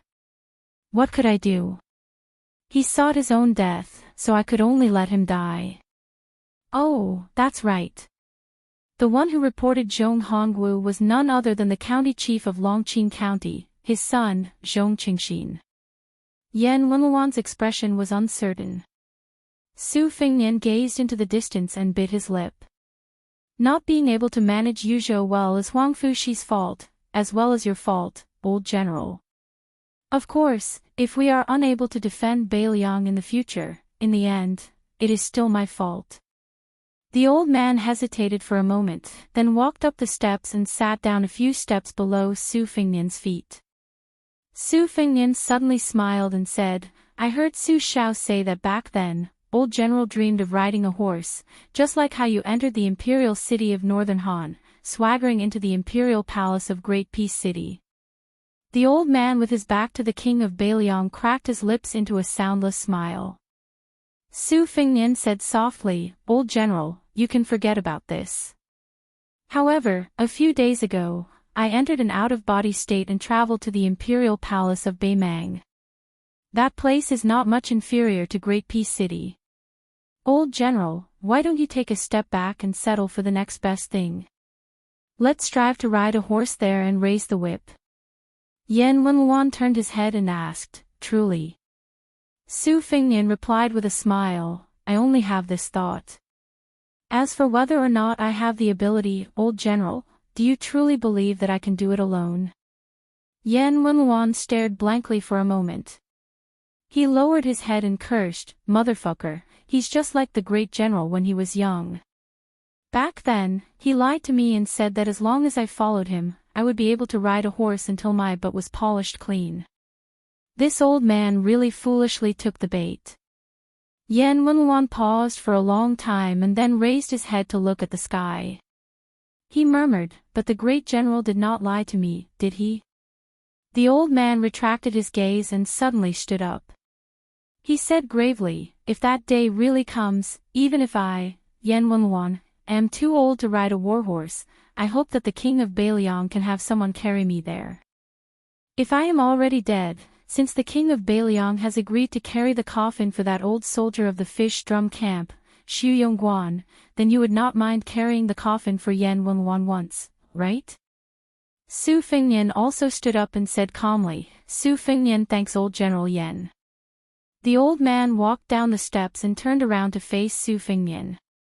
He raised his hands and shouted, "Cavalry of the Fish Drum Camp, Yan Wenluan, Xu Yongguan, and his comrade, greet the king of Beiliang." The old man then turned and left. He left the Yi River, Yuzhou, and headed for the border. Su Fengnian sat back down on the steps and rubbed his cheeks. Su Yanbing, who was beside him, said emotionally, "At the Battle of the Western Wall, the Fish Drum Camp only had 16 men left. Even I did not know that Yan Wenluan was one of them." Su Fengnian nodded and said, "Su Shao did not mention it." Su Yanbing said, "Bei Mang, why don't you count me in?" Su Fengnian laughed and said, "It is not like we are snatching a wife. What is there to snatch?" Su Yanbing dismissed it with a laugh. He sat down near the king of Beiliang. His eyes were firm as he said slowly, "Don't worry. With you here, Beiliang will have more than 300,000 cavalry." The two of them were silent for a long time. The girl had unknowingly sat behind Su Fengnian, and for some reason, the stalk of the sunflower that had been following him like a shadow had disappeared. She rested her chin on her hands and quietly watched his back. Beiliang has millions of households. How many of them are wrapped in iron clothes and withered bones? Su Yanbing began to clap his knees and sing. He was full of passion. Which young man did not envy the green-robed man who walked the Jianghu with a sword? Which young man did not want to fight for fame in the yellow sands? Good man, do not say that the heroes of the world have fallen into your trap. Little lady, don't hide your feelings of adoration deep in your stomach. Come, let's see who is beating the beauty drum. Come, let's see who is the butcher of the Yang realm. Come, let's see who will fight for the throne with me. Hashtag fight for the throne. Chapter 1041. 3 chapters, 17,000 words. The next chapter will be around noon.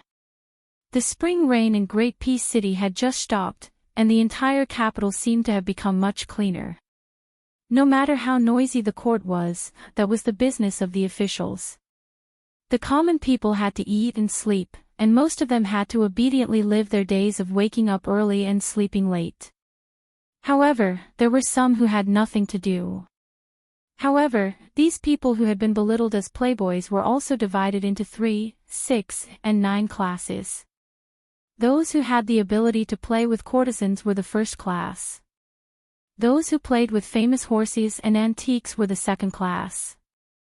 Those who were slightly worse off would go play with handmade walnuts. At the very least, they would get a few fish and insects to keep up appearances. However, there was a young man who lived in a shabby alley in the southwest corner of the capital. He was completely out of class. However, since he lived in an alley where the common people lived, it would be strange if he could play with good things. If he wasn't reincarnated well, then he had to accept his fate, right? This young man was like the other common people in the capital with the surname Zhang. He had been given one of the most famous surnames in Liang, but he couldn't have any great prospects. He didn't do any proper business all day. Other than borrowing money and drinking with women, he only knew how to wander around aimlessly with a pigeon whistle. He couldn't even afford to raise a decent pigeon.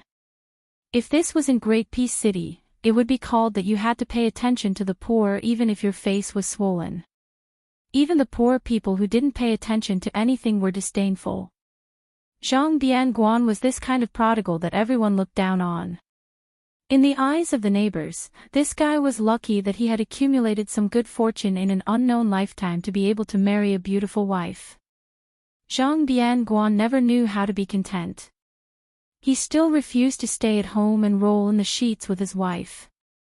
He only knew how to run outside every day, leaving early and returning late, going out empty-handed and returning home empty-handed. As time went on, even the kind-hearted old neighbors gradually became too lazy to pay attention to him. Not long ago, Zhang Bianguan seemed to have been beaten by someone. His nose was badly bruised and his face was swollen. It had only gone down in the past few days, but he was still laughing and joking around. He greeted everyone he met with a smile, calling uncle and aunt attentively, not caring if other people paid attention to him or not. As the weather got hotter and hotter, Zhang Bianguan wore cooler and cooler clothes.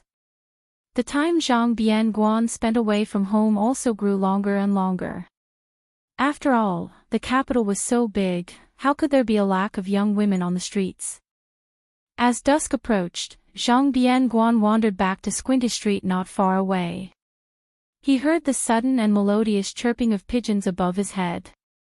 He habitually raised his head and smiled. There was an old pigeon bell wrapped in green silk on his wrist. He had been playing with it all year round. He just stared blankly at the sky with narrowed eyes. For so many years, he had been ridiculed as someone who couldn't even eat leftovers and step on dog shit. No one knew what he was thinking. Anyway, no one was interested.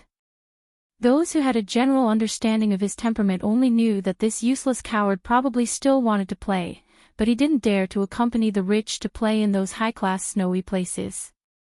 In the end, he could only look at those dead things that didn't cost money. The colorful attics, the gray and unknown alleys, the Chongwu gate that brought soldiers, the Chaoyang gate that brought grain, the Dingshan gate that brought wine, and the stone Qilin that squatted on the drum tower for a few years after Liang established the dynasty. The chirping of the pigeons drifting in the sky began and ended. Zhang Bianguan reluctantly withdrew his gaze, feeling that it was still early and not yet time to go home. After thinking for a while, he ran to the side of the locked dragon well on Squinting Street and squatted beside it. This ancient well had been dry for a long time. Beside the well, there was a judge made of yellow mud bricks. According to the rumors in the marketplace, Liang suppressed the water in the world with fire. This clay statue was as tall as a person, sitting with its chest and stomach exposed, and laughing with its mouth open.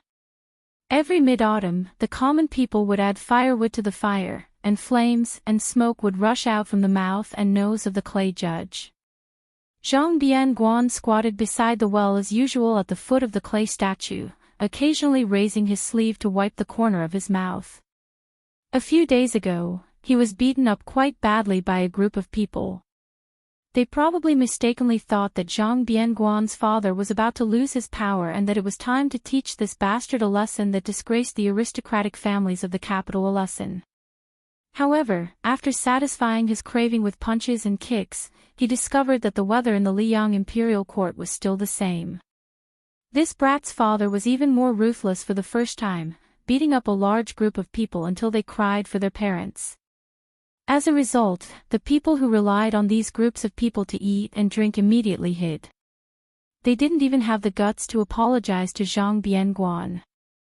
Later, they trembled in fear for a good half of the day, and didn't even wait for the slightest bit of revenge. Only then did they all let out a collective sigh of relief. They gathered together and increasingly mocked this person surnamed Zhang for being a big piece of trash. He had a father that they couldn't even pray for even if they burned incense and prayed to Buddha. He didn't know how to use the tiger's skin to enjoy his life. He deserved to be treated like a pile of rotten dog shit that even stepping on would dirty his shoes. Zhang Bianguan's only strong point was that his mind wandered thousands of miles away. When he suddenly discovered that there was an elegant young man beside him, he glanced at him and didn't say anything. After waiting for a long time, he finally smiled and asked, "You really didn't come to beat me to vent your anger?" The scholar-like scholar smiled and shook his head. "How would I dare to beat up the son of the Grand Secretary? Besides, if we really fought, I wouldn't be your match. Why would I bring shame to myself? Even if you didn't fight back and let me beat and scold you, I would still be treated as an amusing fool by you." Zhang Bianguan made a sound of surprise. "So you're actually a sensible person? You're not from the capital, are you? With your eyesight, if you're from the capital, you wouldn't even come to see me." The scholar asked, "You admit that you're a smart person?" Zhang Bianguan sneered and said self-deprecatingly, "I'm considered a smart person." "Then what would my father be?" The scholar nodded and said, "That's right." Zhang Bianguan lay on the mouth of the well and gazed at the dark and bottomless mouth of the well. He no longer paid attention to this unknown scholar who was boring once he understood things. The scholar leaned against the mouth of the well and said faintly, "I know you like to see the scheming in the palaces and pavilions because they only complement each other. Compared to the harm between people, they are much more amiable and lovable. I also know that when you left the Zhangfu to set up your own household, you planted a peach tree at home. The people of Great Peace City all like to have trees in their yards. Pomegranates that give birth to many children, jujube trees that give birth early, persimmon trees are also common, but there are no peach trees because the character for peach sounds like the escape and is inauspicious.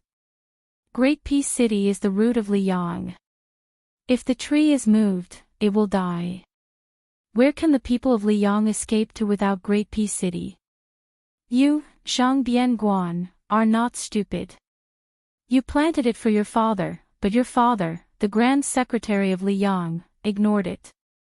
He did not escape, so you, as his son, can only continue to stay in Great Peace City and wait for death. Hopefully, in the future, you can at least send him off. It would be even better if you could drink at the Qingming festival." Zhang Bianguan calmly made an "oh" sound and continued to look at the mouth of the well. The scholar smiled slightly and said, "You must have guessed that I am that Sun Yin who came from Beiliang to ask Tantanon for an official position." Zhang Bianguan turned his head. "Sun Yin, is it? Then tell me, what exactly is that stone Qilin on the drum tower silently watching the world for hundreds of years waiting for?" Sun Yin had already quietly entered the secretariat and successfully attached himself to the towering tree that was Tantanon. Although he was just a small official, since he had entered Master Huan's discerning eye, wasn't his meteoric rise just around the corner? The few people who understood this point long ago, but the vast majority of muddle-headed people would not remain muddle-headed. Sun Yin met the blue-eyed young son's gaze and shook his head. "How would I know what a stone Qilin is waiting for? In any case, it's not waiting for the wind to blow and the smoke of war. In the end, the people are in a terrible situation. If it's only exchanged for people wearing dragon robes, is it fun?" Zhang Bianguan laughed and stroked his stubbled chin. "It's not fun." Zhang Bianguan sat shoulder to shoulder with Sun Yin. He stretched his neck, exhaled, and then inhaled again. Only then did he chuckle and raise his wrist to show Sun Yin the simple and unadorned pigeon bell. He said, "In the past, I received a pigeon as a gift from someone. It's a first-class item, black with a hint of purple. Compared to the king of Beiliang, Su Fengnian's falcon, the price is not much different. At the time, my father had not yet become the Grand Secretary, only a third-rank official. My father came to find me, but he didn't scold me. You should know what kind of person my father is. Scolding others would be flattering you. Other than Master Huan, he has almost never scolded anyone in his life. He asked me, 'This pigeon is my father's current net worth. What kind of thing are you, Zhang Bianguan, to be worth this price? Are you stupid, or are you really stupid?' That year, I was 14 years old. In a fit of anger, I returned the pigeon to someone. That person, in front of me, said with a smile that he didn't have the habit of taking back gifts. Afterwards, he used his hand to strangle the pigeon to death. And, he was the current crown prince, His Highness, Zhao Zhuan. From that day onwards, I swore that I would never mix with these people again. I would rather listen to the creaking sounds of small doors opening than listen to them flattering each other. I would rather look at those dead objects that no one cares about than look at those children of influential families whose farts can be sold as gold and silver. Over time, no one liked to take me out to play. I was also happy to be alone in peace." When his father, Zhang Julu, was mentioned, Zhang Bianguan couldn't help but sink into contemplation. Chapter 1042. He still remembered that after his father had distinguished himself in the Hanlin Academy, his grandparents had moved from their old home to the city. During the hot summer months, the two elders especially liked to lie on the rattan chairs under the shade of the trees and help their grandchildren fan themselves. Fan after fan after fan, summer after summer. As they fanned, only his grandmother was left. After that, they were all gone. Their father also did not observe filial piety. The court was even more impatient than the civil official who was his son. They directly issued an edict to revive him. Their group of children did not find anything strange from their father's face. Zhang Bianguan clearly remembered that at that time, in Tai and city, the streets were filled with rumors. Everyone said that their father did not care about being a person in order to become an official. However, as their father's official hat grew bigger and bigger, the voices became quieter and quieter until no one mentioned it anymore. He, Zhang Bianguan, had not done anything for many years. Compared to his eldest brother and second brother, he had left home later. However, he saw the family matters more clearly than his two brothers. Since when did the Zhang family's family matters become the same as the matters of Jing and the world? Zhang Bianguan's expression was lonely. The back of his head rested on the mouth of the well as he looked up at the dusky sky. When he was young, there was a lion bridge not far from the Fu. Once, when the family went out to play, their father had them count how many stone lions there were on the bridge. Eldest brother was the most like their father. He was serious in everything he did and counted in a methodical manner. Second brother was a bookworm. From young, he did whatever eldest brother told him to do. Whatever eldest brother did, he would learn. He, Zhang Bianguan, was only 2 years older than his sister, Zhang Bianguan, so the siblings were the closest. Taking advantage of the time when their parents returned home, he took his sister to the frozen river under the bridge to play. When they were tired and saw that his eldest brother and second brother were still there foolishly counting, Zhang Bianguan ran directly to the omniscient Uncle Huan Wen to ask for an answer. In the end, his eldest brother and second brother returned in the middle of the night and saw their younger brother kneeling on the ground. Since then, Zhang Bianguan, who had suffered a lot, knew that those petty tricks were not real intelligence. However, after that, his mother secretly brought him a bowl of hot rice. When his father bumped into him, he didn't get angry. He just patted his head and said something that he only understood many years later. You are much smarter than your two elder brothers.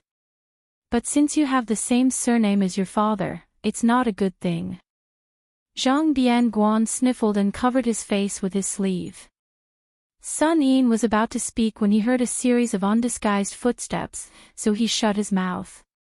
He saw a tall woman with a sword walking over slowly.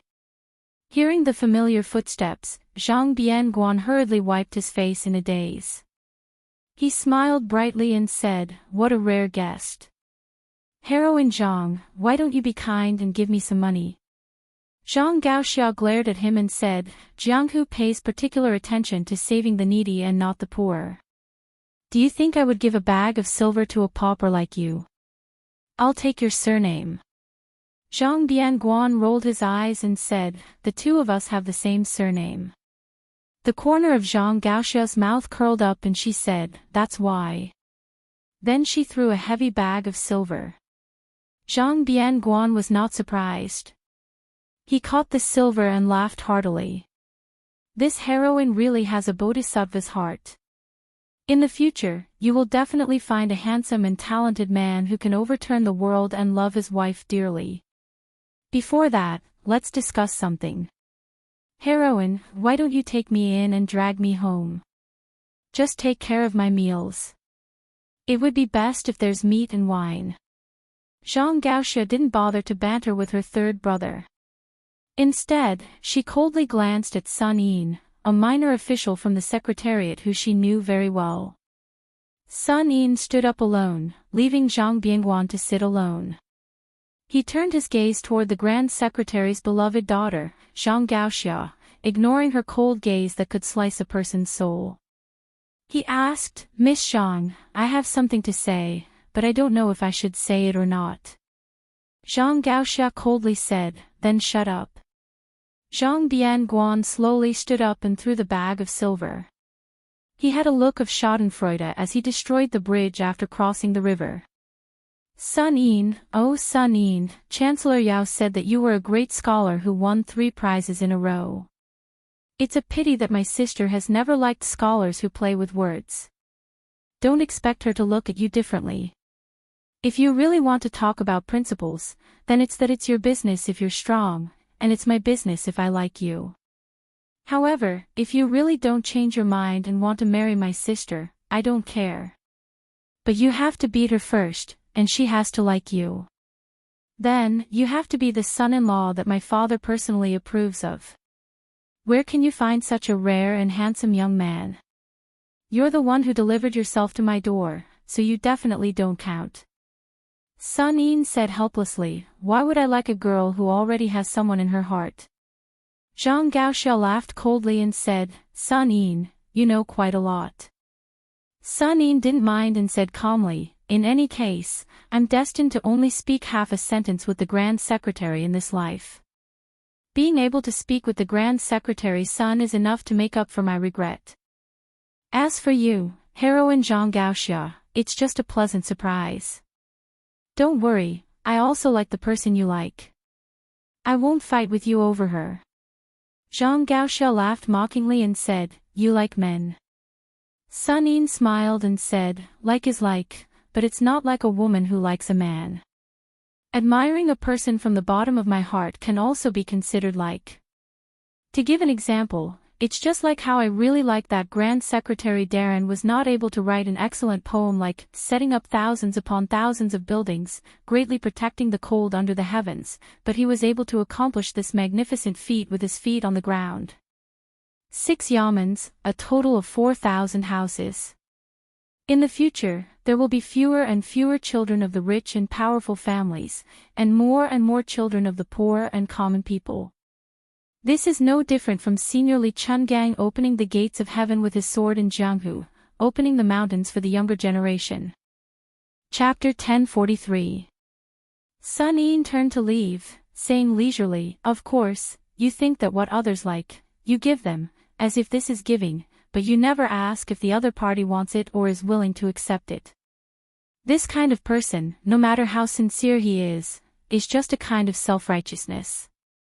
He thinks that he is magnanimous and has a clear conscience, but in reality, he is still selfish.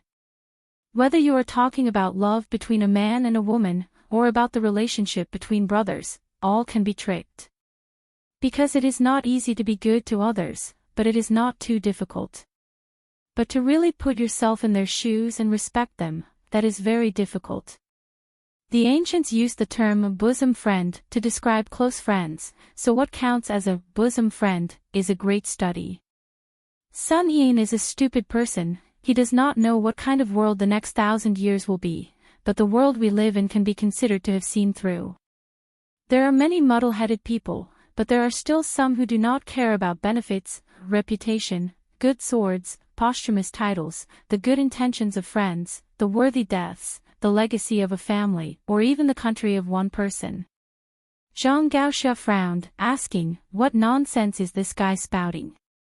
Is he cursing our father for fulfilling the 2 words loyalty and righteousness, but only letting down Uncle Huan? But he seems to be praising him at the end. Isn't this self-contradictory? Zhang Bianguan said carelessly, I'm afraid he is also confused. People are too smart, they like to go against themselves, tossing and turning, empty-handed. Zhang Gaoxia glared. Sun Yin, what nonsense are you talking about? I don't know, but you are cursing our father. I can still hear it. Zhang Bianguan took off the pigeon bell and casually tossed it into the dragon sealing well. He made a cynical face and laughed. Father is too lazy to scold me, so I will secretly scold him. You won't tell on me, so what am I afraid of? Zhang Gaoxia's tone became heavy. He asked, you are really not going to follow your father's wishes and go to Liaodong to join the army? Zhang Bianguan shook his head gently. As a son, since I can't help much, I have to send my father off. Giving birth to a child is nothing more than taking care of him when he dies. As a son, I have to do my best to do one of them. Zhang Gaoxia sat on the mouth of the well. Zhang Bianguan said with a look of surprise, I'm telling you this kind of thing.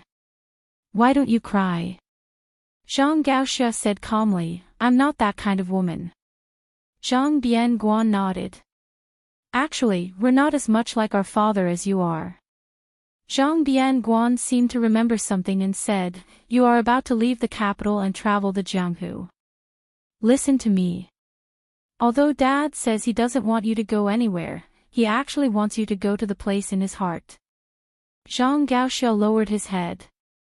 Don't say any more. If you continue, I'll really cry. Zhang Bianguan slapped his cheeks with both hands.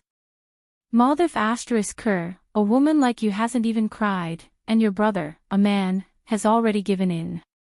There was a person who said something that was absolutely true. I have never heard anything more reasonable than this sentence in my life. Even Sage Zhang would have to admit defeat if he heard it. Zhang Gaoxia raised his head. Zhang Bianguan blinked. He said that if a man bleeds but doesn't cry, what kind of hero is he? Every woman in the world bleeds but doesn't cry. Zhang Gaoxia took a deep breath and then another. Only then did he calm down his murderous mood. Zhang Bianguan said softly, Go ahead. The world is in chaos. When the time comes, there will definitely be a scene of heroes, ambitious and ruthless. Don't miss it. Just treat it as giving our father a few more glances. Zhang Gaoxia did not agree or refuse. But on this day, he did not see heroine Zhang with her sword again in Great Peace City. Zhang Bianguan was no different from usual. He walked back to Slanted Eye Street in the darkness. The dim yellow light in the courtyard was waiting for him to come home. That stupid wife, who was not very beautiful, was angry at him for drinking with women, but still waited like this. Day after day, she probably felt that there was no hope for her life, much less an end.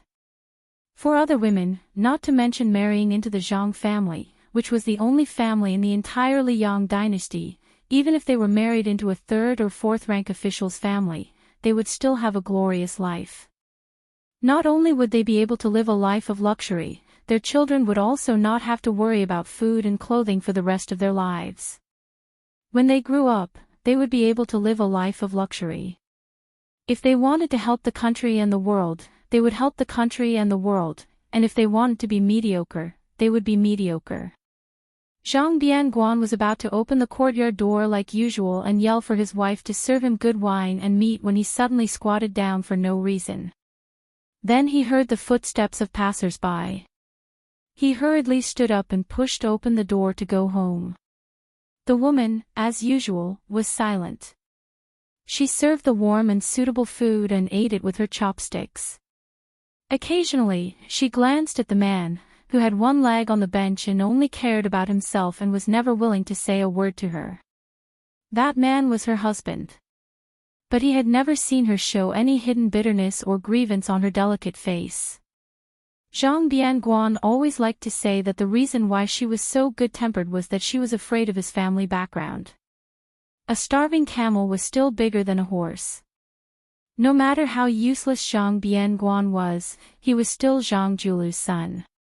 How could she not serve him carefully?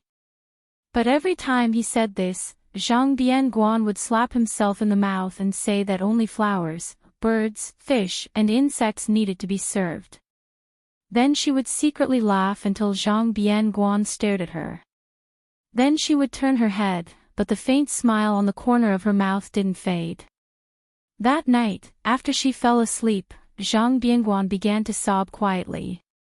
I'm afraid that I like you, but I'm even more afraid that you'll like me. That's why I'm like this. How could I not want an obedient and sensible child? My son and daughter are both very good. But I'm Zhang Julu's son. The more I do, the more mistakes I make. If I tell you the truth, will you run away? But where can you run away to? If you don't run away, can you live more easily than now? No matter how stupid you are, you'll come to realize it when you die with me. But I'd rather you hate me at that time. I just want you to muddle-headedly complain that I'm a failure, a good-for-nothing, and that I'm not in charge of the family. Wife, in this life, I owe you. If there's a next life, I'll definitely repay you. Zhang Bianguan's face was full of tears. After wiping them clean, he gradually fell asleep. That gentlewoman who slept with her back to him and didn't move at all through the night slowly opened her eyes when she heard her husband snoring. Her gaze was still gentle. Just like the day she walked off the sedan and when he lifted the red veil. In the morning of the second day, Zhang Bianguan mindlessly ate breakfast and strode out of the house. After Zhang Bianguan left the house, he walked on slanted street and looked towards the northwest. He said softly, Gao Xia, you have to go to Beiliang. Only there will be chaos for a while, and not for a lifetime. Today, the youngest son of the Grand Secretary was still that great peace city, or even the world's most mocked noble family. But that woman. The woman quietly did one small household chores after another. When she had nothing to do, she would sit on the threshold of the inner courtyard and look towards the gate, waiting for him to come home. Chapter 1044. Last year, His Royal Highness, who was also the General of Lingzhou, stirred things up in the officialdom of Lingzhou. In the end, it was just a farce without much noise or rain. However, under the bloody iron fist of the new Prince Liang, Yuzhou's military and politics was a tragedy that caused everyone to be in danger. Spring rain was as precious as oil, and the rain on Beiliang's springtail was even more so. When the rain fell, the blood would wash away, saving a lot of trouble for the Yamen of Yuzhou. It should be known that this was an unprecedented change in Beiliang. 3 lieutenants had died, and the number of commandants with real power could not be counted with 2 hands. There were no less than 100 high-ranking officials and dignitaries who had been stripped of their official titles and sent to the border. Although the so-called 800 general families in Yuzhou were definitely an exaggerated number, there were at least 300 families. In the end, most of them were affected. The families involved in the tragedy had no power to fight back. As for those who had been patiently waiting for General Yan Wenluan to be furious, they were even more disappointed. Not only did the general stand by and do nothing, he even personally mobilized the elite infantry of the Yan family in the 6 camps to control the passes in the northern part of Yuzhou. This was not only turning his back on them, but also stabbing himself with a knife. The great snow dragon cavalry had infiltrated the hinterland of Yuzhou. In the east of Liangzhou, Qi Danghua, the foster son of the old Prince Liang, had personally taken action. In the north of Lingzhou, Wang Ji and Xian Yinma, 2 cavalry troops that belonged to different orders of Beiliang, trained their soldiers and horses. The deputy commander of the infantry, Ancestor Gu, was a new noble in Beiliang, as well as Lu Yuanji, Wei Taizhan, and the other veteran generals who had retired regardless of whether they were related to Yuzhou or not. They still did not hesitate to publicly support the new Prince Liang at the same time. At this time, even if the Yuzhou generals did not understand why the new Prince Liang was so good-tempered in Lingzhou and did not care about old friendships in Yuzhou, they all painfully understood one thing. Beiliang's surname was Su. In Beiliang, none of the old generals who had the ability and qualifications to compete with the young Prince Liang were willing to speak up for them. In short, it was too late. The old people were gone, and the new people were coming. Moreover, several groups of people came. Some were called by Su Fengnian, and some came uninvited. The latter was not polite at all. Huang Shang, who had vaguely become the leader of the scholars in Beiliang, almost jumped up and scolded them. Mr. Wang from Shangyin Academy leisurely persuaded Huang Shang that anger would harm his liver. The 2 elegant old men had just enjoyed the desert scenery from the border and hurried to Yi River in Yuzhou without stopping. However, the closer they got to Yi River, the more calm Mr. Wang became. Normally, the scholar Huang Shang, who should be the most happy to see this scene, became the guy who scolded the king of Bailiang the most fiercely. He scolded Su Fingnian for being too vicious and said that he was the real butcher, who was more ruthless than Su Shao. If he had the ability, he should go to Beimang to kill people. What kind of ability was it to kill one's own people? Su Fingnian did not laugh, get angry, or say anything. He only overstepped his authority and handled military affairs in the general's mansion in Yuzhou. He was completely indifferent to Huang Shang's scolding and did not even lift his eyelids. After Grand Chancellor Wang and Huang Shang, the newly appointed provincial governor of Liuzhou, Yang Guangdou, rushed over from the land of refugees. This school of Moism's master craftsman did not seem to get angry at all. He only said a few sentences, "That's enough," and Chen Shiliang did quite well. After that, he came and left in a hurry. He did not even have time to drink a mouthful of hot tea or eat a mouthful of hot rice. Other than these white-haired old men, the rest were at least of the younger generation. The provincial governor of Liangzhou, Hu Kubei, was the true creator of the Torch Cavalry, the predecessor of the White Horse Scout. Beside him was Yul Wandao, the eldest grandson of the Yinyang Yu clan, who had once written the Liangzhou's Big Horse Song. This guy had gone to the land of refugees alone and did not seem to have been killed or killed. There was also Song Yan, who had just become the provincial governor of Lingzhou, and Wang Shihua, the head of the Wang clan in Huangnam County in Lingzhou. These two were once opponents with different political views in the same county. They could not be said to be mortal enemies. Wang Shihua, who was famous for his moral writings in Bailiang, and Li Gongda, the administrator, who was focused on currying favor for personal gain, were the real mortal enemies. When these people all gathered in the general's mansion in Yuzhou, it was raining heavily on the next morning. Su Fingnian planned to call everyone to go to the newly built Green Deer Cave Academy. However, Song Yan and Wang Shihua had already left early. Therefore, Su Fingnian did not send anyone to invite them. Huang Fuxi, who had not had a chance to show his face recently, was in charge of escorting 100 cavalrymen. His face was as calm as water, without any sadness or joy. Lu Dian, the deputy general of Yuzhou, who had been cursed as the great executioner Lu, was even more worried. Only the provincial governor Wang Peifang, who was the head of the civil officials in Yuzhou, was at the back of the team. Sitting high on the horse, his thin body, which was not as strong as that of a warrior, was undulating with the horse, unable to hide the joy on his face. Blessings and misfortunes were interdependent, especially when misfortunes turned into blessings. Even if Wang Peifang had a strong will, how could he not feel jubilant? Although Yuzhou was in chaos, the academy at the foot of Green Deer Mountain was the only pure land left in Yuzhou. Nearly 100 scholars had entered the academy to study peacefully. They either buried their heads in classics or gathered together to learn from each other. The only imperfection was the two temporary leaders of the academy. Every month, they were required to produce a meritorious article that was suspected to be eager for quick success and instant benefits. The more words, the better. For example, how to deal with salt and iron in Bailiang, how to deal with the constraints of the imperial court, how to eradicate the shackles of the party struggle, how to solve the misfortune of officials, how to define the prime minister and the prime minister, and even how to balance the prime minister's power, and so on. Undoubtedly, many topics were forbidden for scholars. However, there were still scholars who could not resist the huge temptation of 100 to 500 taels of silver for each article that won the first place every month.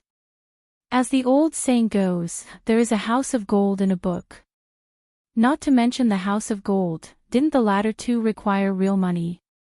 The sages only said it in an implicit way, but the logic behind it was very real. Although the Green Deer Cave Academy was still in its embryonic form, and the most important aspect of an academy was the lack of spirit, Wang Shang was in a good mood after he ascended the mountain. He did not care about showing any attitude to the Prince of Northern Liang. He stroked his beard and smiled, feeling gratified. Although the imperial court did not forbid the discussion of famous scholars, the Prince of Northern Liang could even ignore the rebellious words of the Prince of Northern Liang. In the eyes of the old imperial censor, this was the true source of the seeds of learning. One could express one's thoughts in one's mind and put them into writing. Thus, it would be recorded in the annals of history for future generations to comment on. This was the true fortune of all scholars. Huang Chang stood at the entrance of the academy and was not in a hurry to cross the threshold. He looked up at the inscribed board written by the king of Beiliang, Su Fengnian, and stopped in his tracks. His eyes brimmed with tears and his lips trembled as he asked, "Can you really tolerate scholars of my generation to be like Huang Chang yesterday, to happily scold you, Su Fengnian, and Beiliang?" Chapter 1045. Su Fengnian nodded and said, "There's no harm in scolding people. It's enough as long as you scholars can maintain your integrity. It's even better if you can still think about sincerely helping the world. If one day, there's a martial artist from Beiliang who dares to kill you with a knife, as long as the reason is in your heart and not in the knife in their hand, I will protect you." Huang Chang said a few good words in succession. His sleeves fluttered as he strode into Green Deer Cave Academy with Grand Chancellor Wang. After walking for a while, he suddenly realized that the young man from Su family didn't follow him. Instead, he stood in the same place. Huang Chang turned his head with a puzzled expression. Su Fengnian said, "From today onwards, as long as the martial artists of Beiliang wear armor and carry a knife, none of them are allowed to take half a step into the academy. You scholars can rest assured and pursue your studies. I don't have extravagant hopes that the scholars and martial artists of Beiliang can treat each other with respect and get along harmoniously tomorrow. However, at the very least, you have to mind your own business and do your own job. However, I'll say the ugly words first. Scholars fish for fame and take advantage of this to gain a good reputation. I, Su Fengnian, can turn a blind eye to this. However, if you dare to use your 3-inch tongue and the pen in your hand to cause chaos and disturb the people, you will definitely lose a few layers of skin. At that time, don't even mention you, Huang Chang, scolding me for going back on my words. Even if you fight with your life on the line, I will still be merciless. Huang Chang won't show any mercy even if I kill you." Huang Chang wanted to say something but stopped. Grand Chancellor Wang, who had long since boarded the pirate ship of Beiliang, laughed softly beside Huang Chang. "Old man Huang, where do you get so pedantic and sour breath from? Scholars aren't afraid of being poor, but when scholars are sour, the things they write will be worthless than pickled vegetables." Huang Chang sighed and didn't insist anymore. Yu Wandao wanted to follow him into the academy, but Hu Kuei, the provincial governor of Liangzhou, quietly stopped him and shook his head. Unexpectedly, Yu Wandao took off his family's famous sword, Big Wan, and handed it to Hu Kuei. Then he smiled and said, "I was just bored and wanted to go in and take a look. I have studied for more than 20 years and have read enough. In the future, I will die on the battlefield. According to the king of Beiliang, I probably won't have a chance to set foot here in my life. So I should take the opportunity to take a look at the academy before I put on my armor and sword. I can hear the sound of wind and rain no matter what I do.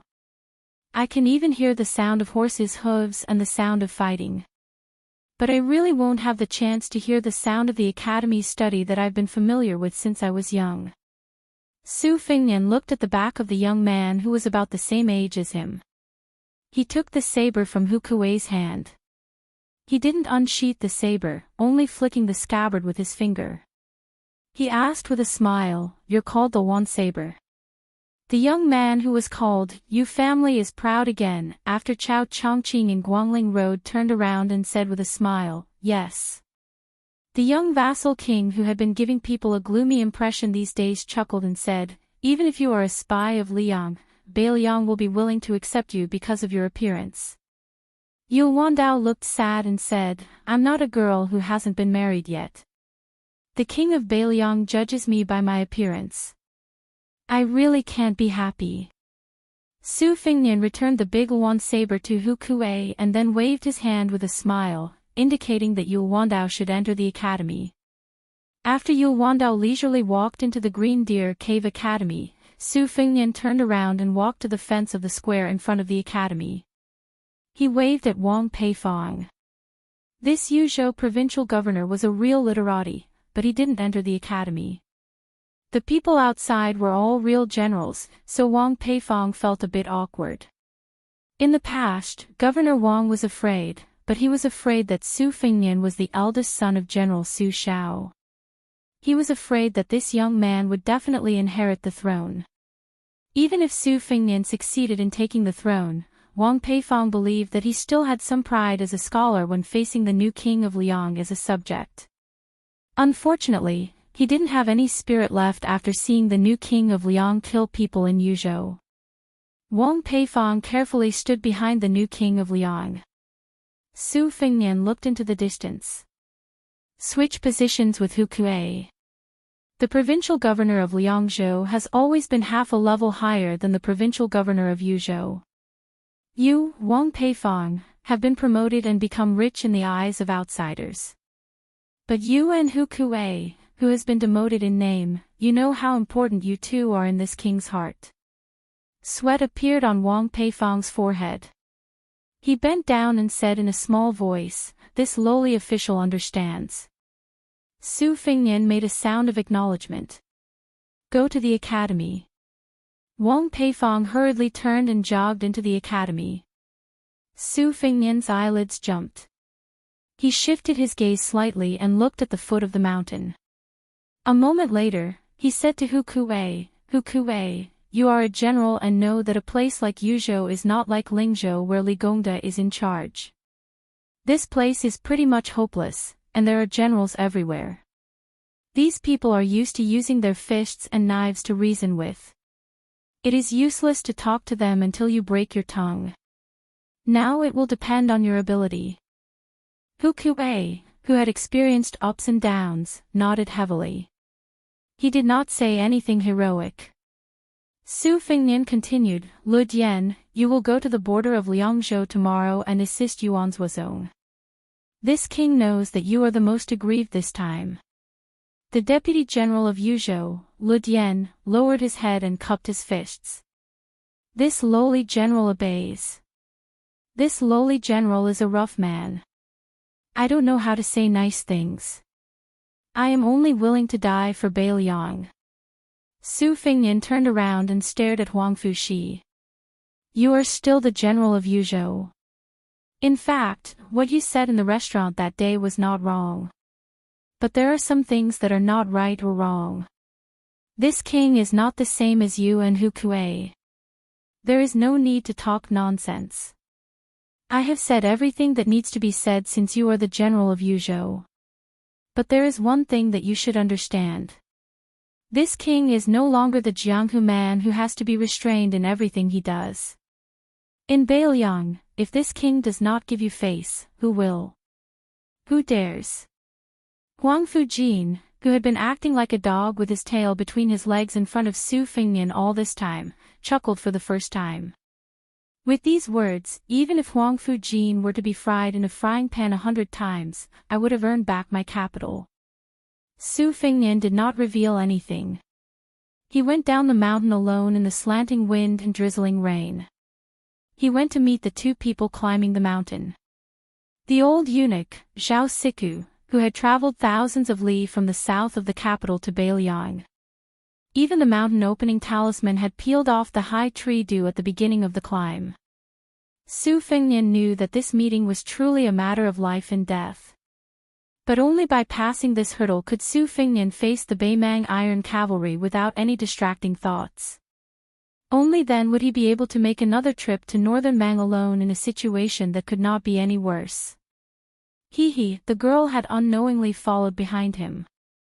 Su Fingnian stopped and shook his head at her. She also shook her head. Su Fingnian laughed and scolded, "Are you stupid?" The young assassin chuckled. This time, she was truly laughing. The wind and rain were still there. There were no more sounds of reading from the academy, but there were still chuckles. Su Fingnian walked close to the young girl and helped her adjust a familiar gold hairpin in her hair. "You are like your mother, and also pretty." The young girl wrinkled her nose. It was unknown whether she was happy or sad. She glanced at him and then crouched on the steps. She did not follow him down the mountain. Su Fingnian turned around.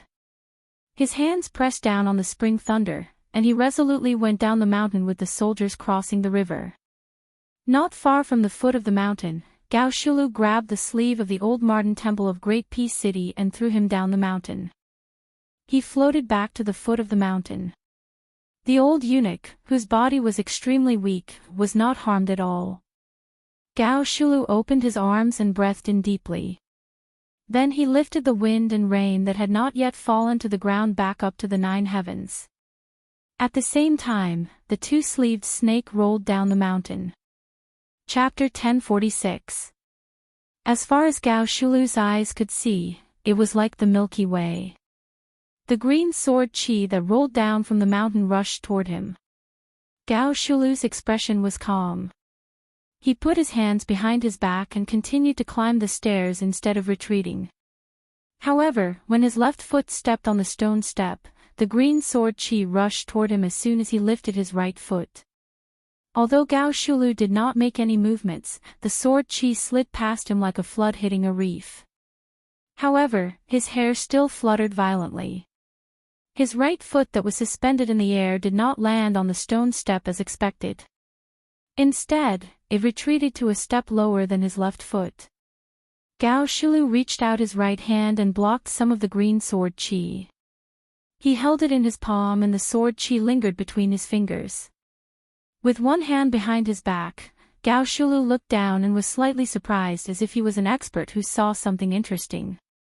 He reached out his hand again and his palms faced each other. With a gentle touch, a 3-inch sword chi like a sword embryo was formed. Gao Shulu placed the flying sword condensed by the green sword chi on the tip of his index finger and stared at it gently. This devil who had been lingering at death's door for 400 years was so arrogant that he did not even look at the people who came down the mountain. At the same time, Su Fingnian, who used the green snake's sleeves, went straight to the point. He held the spring thunder saber in his left hand and the river-crossing soldier in his right hand chopped at Gao Shulu's head. It was the opening shoe style that was born from the sword chi rolling dragon wool. Gao Shulu flicked his fingers and the 3-inch sword chi that was used to figure out the essence of the first vast sword chi disappeared. He reached out his palm to break the blade light and casually pressed down on the extremely sharp river-crossing soldier. A trace of blood appeared on his 5 fingers, but they returned to normal before the blood bloomed. In the blink of an eye, he repeated this no less than 6 times, but the river-crossing soldier still could not cut off his 5 fingers. This was no longer as simple as the Vajra physique. It was the perfect combination of the Vajra state and celestial state of the first pin 4 states. Perhaps only the great Vajra of the Buddhist saint, Dragon Tree Monk, could compare. The soldier crossing the river was restrained by Gao Shulu's unmoving 5 fingers, but this sorry-free celestial, who was said to be unprecedented, was not really completely motionless. At the very least, his feet sank more than a foot, one in front and one behind. He was pushed by the majestic saber chi and finally broke the stairs. Gao Shulu's gaze had been fixed on the short knife that was about to be used. Obviously, in his opinion, when masters fought with their lives on the line, what was really worth paying attention to were the backup moves that were ready to be used. No matter how good the first move was, no matter how wonderful it was, Gao Shulu had seen it and dissected it. 400 years ago, he had killed almost all the top masters in Jianghu, and there were 2 sword immortals on the land. How many mysterious moves and superior moves had he experienced? However, there were only a handful of so-called masters who dared to fight him at close range even though they knew that he was Gao Shulu. In the murky Jianghu 400 years ago, one could count with one's fingers. Unexpectedly, the short knife was raised only a few inches before he suddenly withdrew it. Not only that, the long saber above his head was also pulled out from between his fingers. Gao Shulu frowned.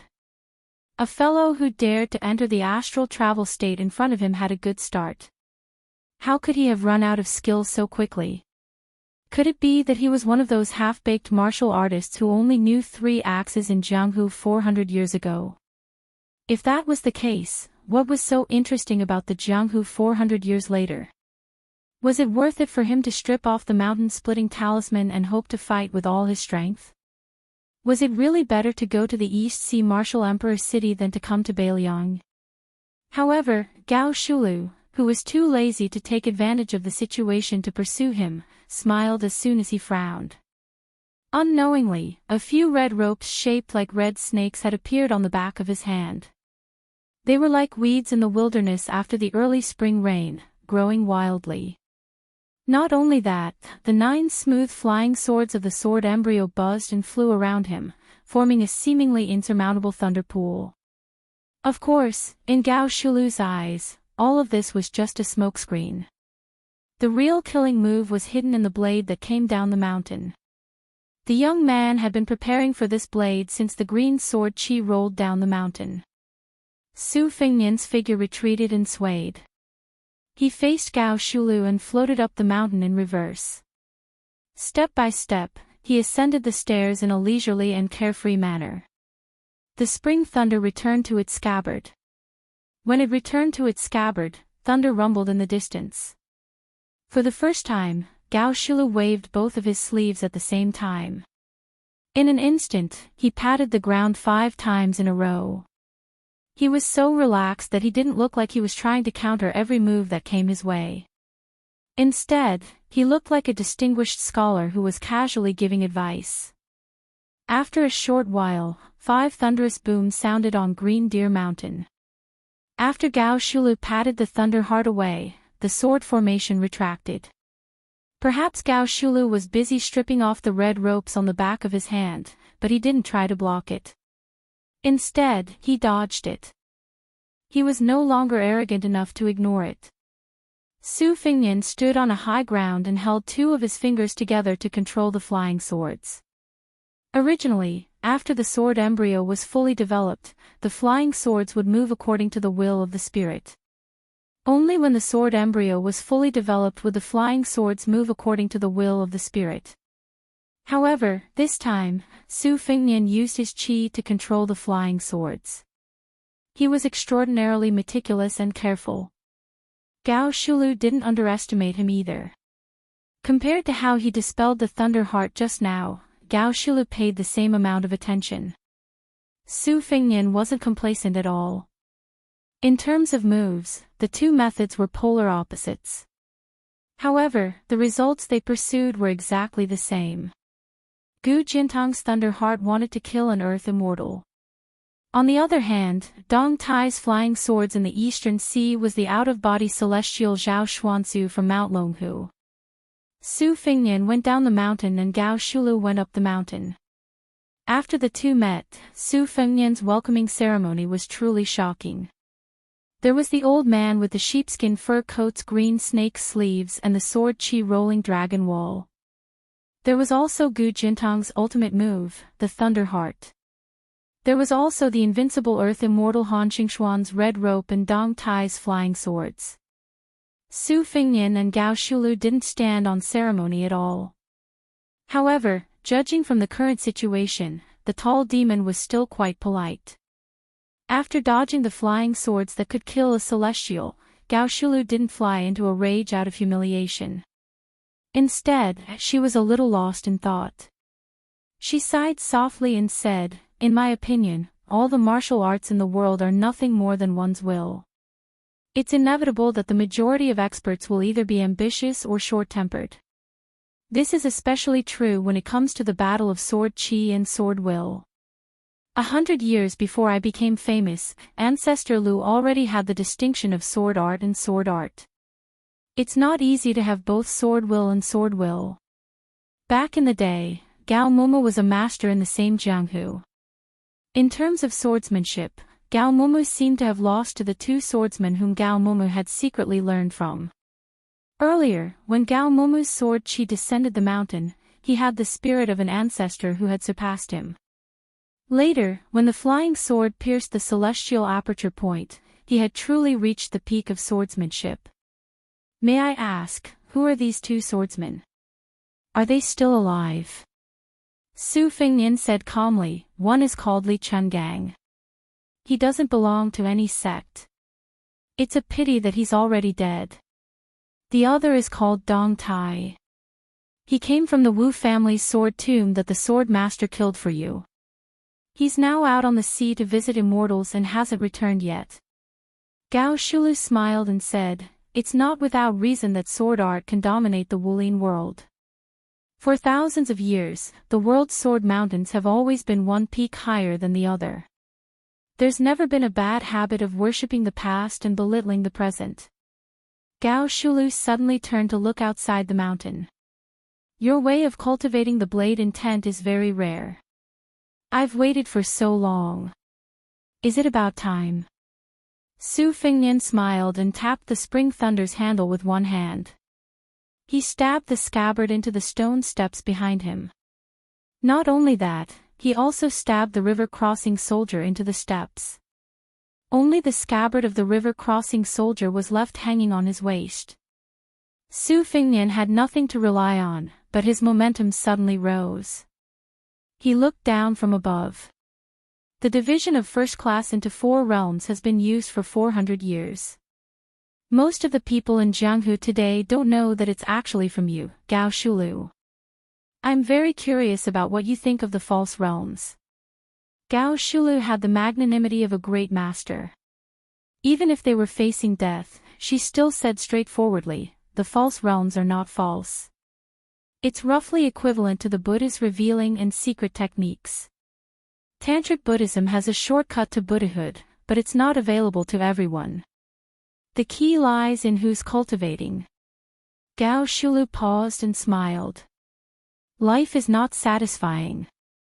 Those who seek freedom often feel uncomfortable. If you want something, you can't get it. The reason is simple. Chapter 1047. Gao Shulu, who had just taken half a step up the stairs, instantly leaped up the mountain and collided with Su Fengnian. Su Fengnian's mind was connected as he recalled the time when he rode an ox on Mount Wudong. Gao Shulu stretched out her hand but was grabbed by Su Fengnian's hands. With a twist of his toes, Gao Shulu's feet left the ground and was thrown out. However, Su Fengnian could not break free from Gao Shulu's pull. Both of them left the stone steps and fell out of the mountain. Gao Shulu was smashed down by Su Fengnian's immortal's touch on the top, while Su Fengnian was supported by Gao Shulu's palm and leaped up. The distance between the two was instantly shortened to more than 400 feet. Gao Shulu stood in the air, looking as cool as ever. Su Fengnian's momentum of being thrown up slowed down. With a roll of his sleeves, the thousands of raindrops that Gao Shulu had pushed back to the 9 heavens on Mount Green Deer fell together with Su Fengnian. The raindrops in the sky were divided into different levels. Under the pull of qi, the higher the raindrops were, the faster the raindrops fell. Thus, the raindrops were strung together into a sword. If only a line of raindrops formed a sword, it was nothing more than the finger Xian realm. However, when thousands of raindrops were strung together into a curtain of beads, it was undoubtedly the magnificent spirit of the celestial realm.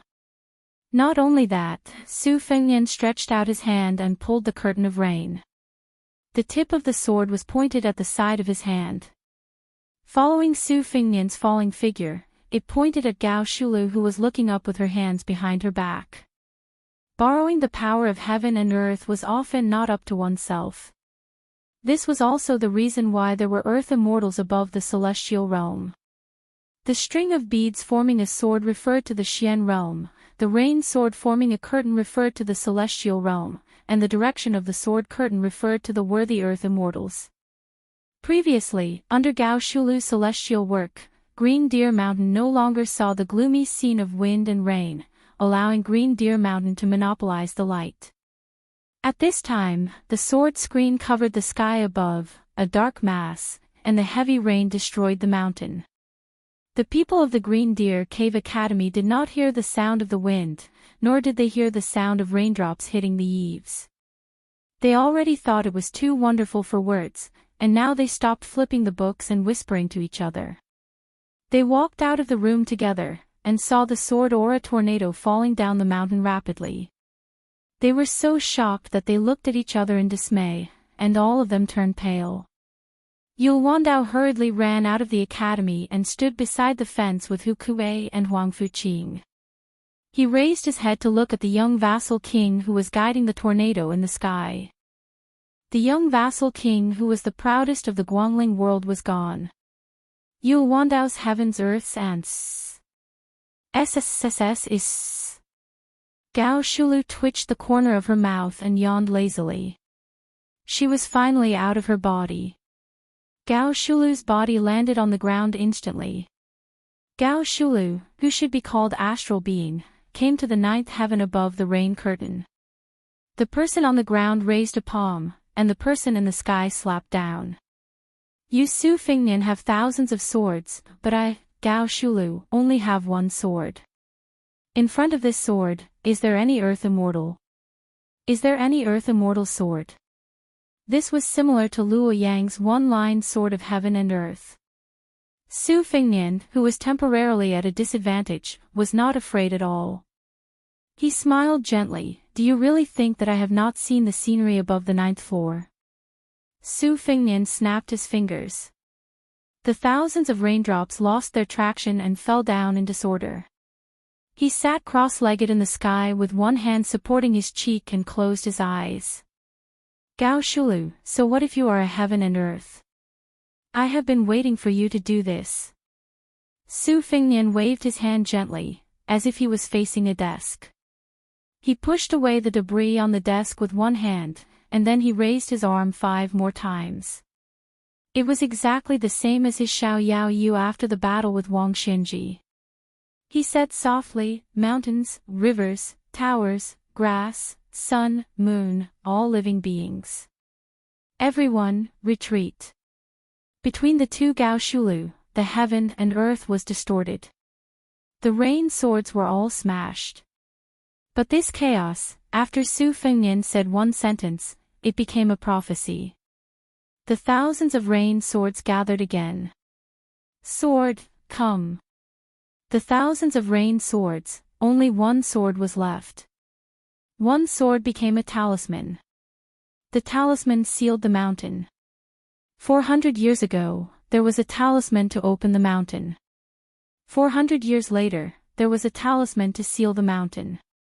This talisman came from Li Chuangong's 2 swords 2 wishes, from Dong Tai's riding a donkey to see the mountains and rivers, from Luo Yang's rain sword, from Lu Haoshi's thunder pool, from Han Qingshuan's matchless finger, from Song Nianqing's earth immortal sword before his death, from Xianyuan Jingqing's facing death, from Chao Changqing's ceremony of Grand Peace City, from Jiang Ni's riding sword straight through 18 gates, and so on. It came from all the romantic things that Su Fingnian had encountered in his life, and also from his 10th trance. He sat on Kunlun to see the sea, he trained his saber to cultivate his will, he invited Jinwu Great Emperor to come down from the Spring God Lake, he saw her 400 years ago when he was in a trance, and that talisman of himself. Once the talisman came out, Su Fingnian did not care anymore. He also entered an astral state and sat down beside Gao Shulu. This astral wanderer was not flustered and exasperated. Instead, he looked at the heaven and earth leisurely. Su Fingnian asked softly, Gao Shulu, if you were to compete with me in martial arts, I would definitely lose.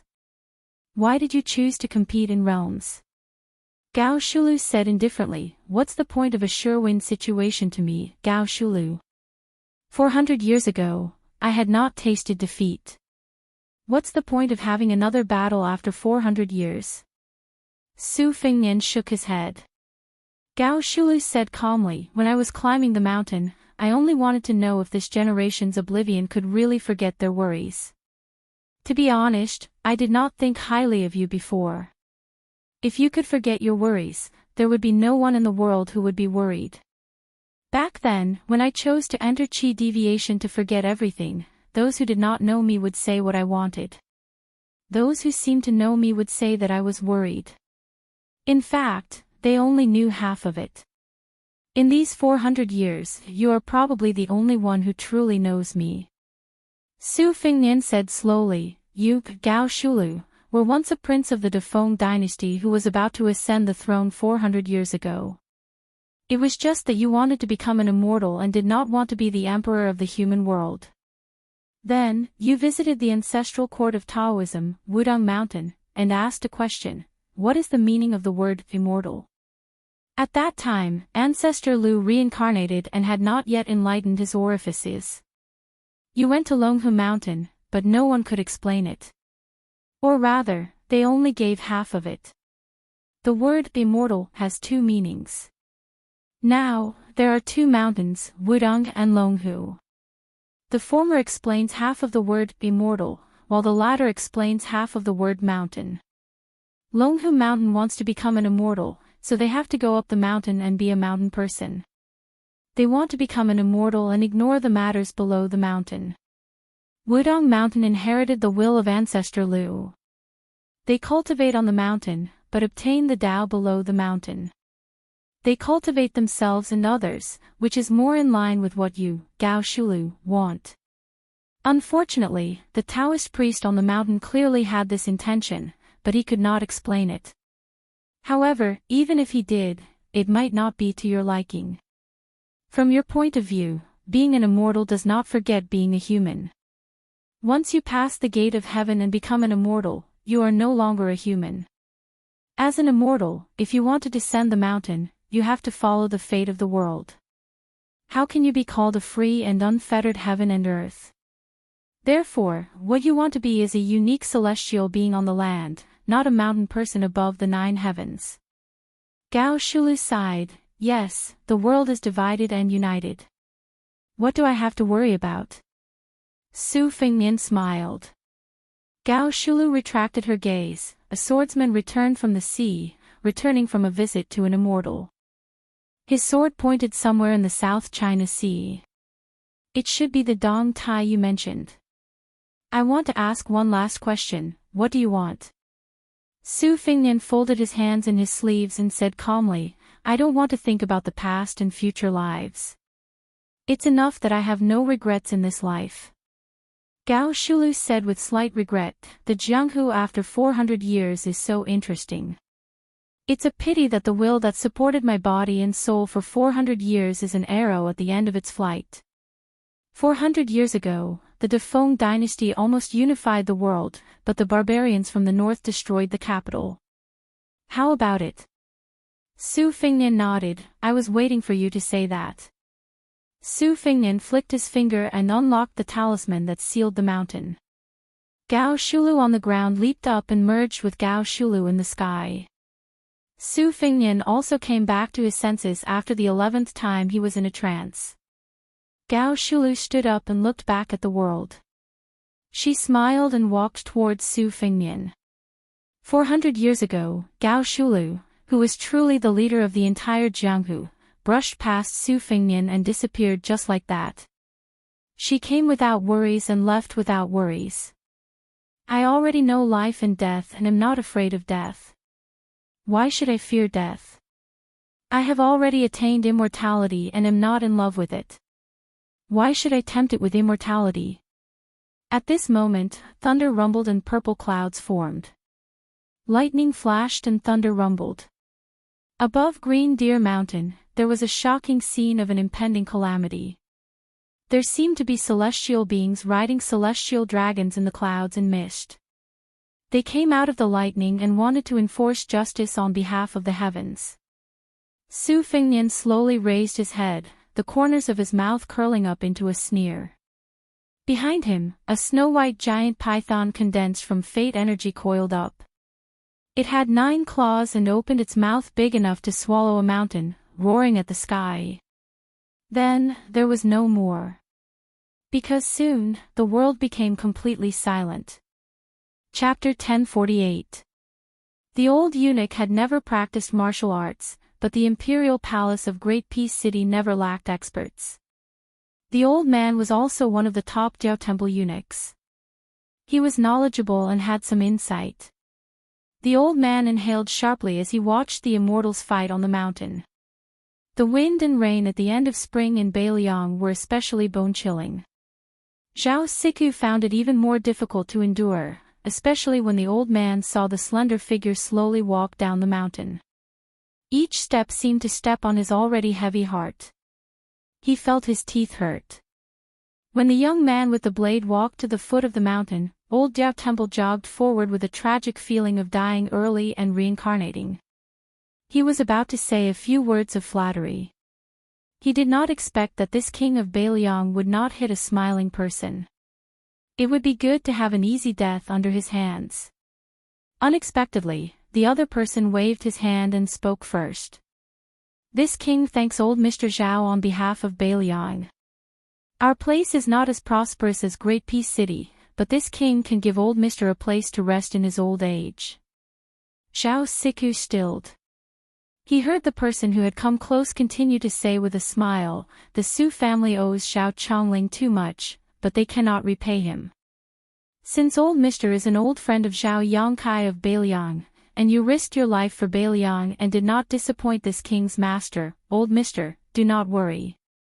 This king has said so much in hopes that old Mr. will be assured. The old man smiled freely and said with slight self-mockery, our family is a eunuch that everyone curses. Is he worthy of being called Mr.? Wang Ye's words, do you want us to work ourselves to the bone again? If that's the case, then the word Mr. is not enough. Su Fingnian laughed and said, I knew that old Mr. Zhao would not be assured. The old man bent down and asked doubtfully, can we really live and die however we want in Beiliang? Su Fingnian nodded with a smile.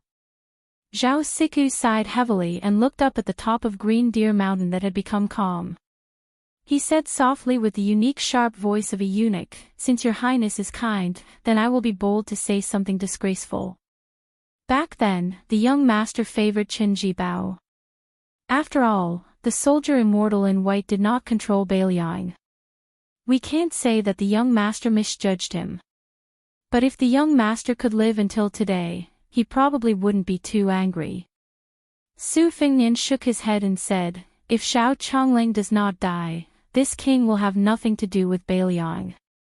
Zhao Siku looked deeply at the young vassal king and said emotionally, I cannot see through your highness's personality right now. But your words are true and comfortable to hear. The old eunuch turned to look in the direction of Great Peace City. The people there like to be shrouded in clouds and mist. No matter how good the weather is, people will feel gloomy. Su Fingnian did not make a judgment and said softly, Beiliang is windy and sandy all year round. The winters are hard to endure. But standing there, the view is wide. If you stay for a long time, you will feel gloomy. When the wind blows and the snow presses down, it will lessen. The old eunuch smiled from the bottom of his heart and said, borrowing the king of Beiliang's auspicious words. Originally, I thought I had completed the young master's last wish and was content. I had not thought I could live a few more years. Su Fingnian turned and saw the empty-handed Hehe Mississippi. The young girl was shaking her wrist in boredom. Su Fingnian said to Zhao Siku, Sir, why don't you go up the mountain to see the scenery? When the time comes, you can go down the mountain with Kuei Hu, Huang Fuqiu, and the others. The old man smiled and said, yes, I have to walk and see more while my legs are still nimble. The old eunuch brushed past the young girl. The old man said to himself, when the Qin dynasty lost its deer, the heroes of the world chased after it. 800 years of separation and unification. 400 years ago, the Great Feng dynasty showed signs of unifying the north and the south. But in the end, the barbarians of the north invaded the central plains. None of the dynasties after that were free of worry about the north. This dynasty is no exception. The Grand Secretary, Zhang Julu, had been in charge of the imperial court for more than 20 years. Half of his time was spent watching the northern land's border. Even if he joined forces with the Grand General, Gu Jiantang, he could only pull the disadvantageous situation to a stalemate. Now that Li Yang is going to commit suicide, what will happen to the world? Alas, I have never understood this world. Scholars can't tolerate eunuchs, scholars can't tolerate common men, and scholars can't even tolerate scholars in the end. I have read all the classics handed down by the sage of the Zhang family, but I can't see such a reason. After thinking about it, I think it's probably because those at the top must be worse than those at the bottom. I really want to open my eyes and see if the scholars here will be slightly different. Su Fengnian laughed softly and said, as expected of someone from Zhao Chongling's family. The young girl tilted her head. Su Fengnian took her hand and said softly, let's not think so much. She said softly, old Huang thinks even more.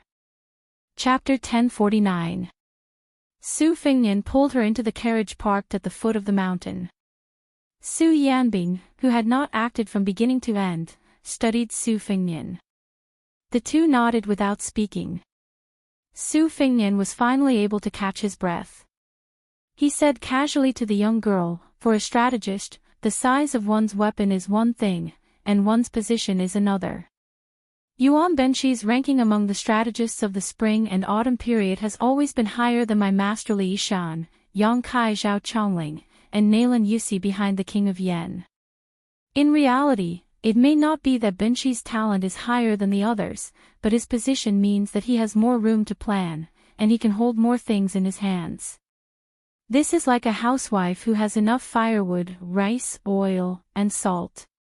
The food she makes will naturally be more sumptuous. On our side in Beiliang, we have Su Beiji and Chen Shiliang. If Beiliang is not trampled by Beimang, their future achievements will not be low. But it is difficult to say how high they will be. Lu Su of Xiangfan City is the same. This is also why Sun Yin, who studied the dragon slayer art, was not willing to stay in Beiliang. There were pythons but no dragons in Beiliang. He did not want them. However, being in the imperial court of Liang had its advantages and disadvantages. The disadvantage was that there were too many people under the emperor's nose. Even if there were talented people like Su Beiji and Chen Shiliang, it would be difficult for them to stand out as quickly as they did in northern Liang. Secondly, as the Zhaodiao temple said, scholars could not tolerate scholars and scholars looked down on each other. There were many rules in the imperial court of Zhao. Many scholars' lofty aspirations could not be fulfilled and most of them groaned for no reason. However, there were still some people who were born at the wrong time and did not get the chance to appreciate their talents. If Huang Longshi was born in the present, I'm afraid even becoming the Grand Chancellor of Shangyin Academy would be as difficult as ascending to the heavens, let alone becoming the great devil of spring and autumn, Huang Sanjia. Su Fengnian glanced at the girl and said helplessly, "What are you glaring at me for?" "I am not speaking ill of your old Huang, I am praising him. My master said that he is an extraordinary person, an extraordinary talent. I do not dare to underestimate Huang Longshi." Su Fengnian's thoughts immediately drifted away. This Xiao Zhu's luck is good to the point where it can be considered good luck, to be able to make Huang Longshi, Northern Mang's imperial preceptor, Daoist Qilin, Yuan Qingshan, and Nailan Yusi, these three people take notice of him at the same time. Zhao Kai, who had died outside the Iron Gate, only had two masters, Yang Taisui and Han Xingxian. Compared to Zhao Zhu, he was much weaker. As for the fourth prince, Zhao Zhuan, he is already the crown prince of a country. Anyway, the ownership of Liangjiang Mountain depends on these two. On the way back to the general's mansion in Yuzhou in Iha City, they encountered two groups of assassinations that were like throwing eggs at a rock. They were intercepted and killed by the spies even before the driver and the three people sitting in the carriage did anything. Beiliang's folk customs were already valiant, not to mention the loyal men of sacrifice who were raised by the family. Most of these men of sacrifice were staunch and unyielding.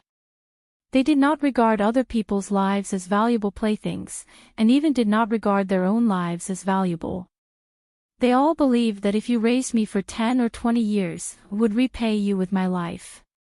They were willing to regard this as righteousness, heroism, and chivalry as the most important thing. Outsiders could not say whether this was right or wrong. Su Fengnian lifted the curtain and looked at the pair of eyes lying in a pool of blood. He did not have any compassion, but he thought of many things outside of Bailiang. For example, the emperor of the Zhao family, in terms of his surname, was enough to be a once-in-a-century wise monarch in history. However, after he ascended the throne, he wanted to kill Su Shao, and now he wanted to kill the meritorious minister of Liang, Zhang Julu. It was not that he was not a good emperor, but he could tolerate the dissolute scholars of the Hanlin Academy, he could tolerate Zhang Julu, and he could tolerate the remnants of the Eight Kingdoms stirring up trouble with his pen and ink.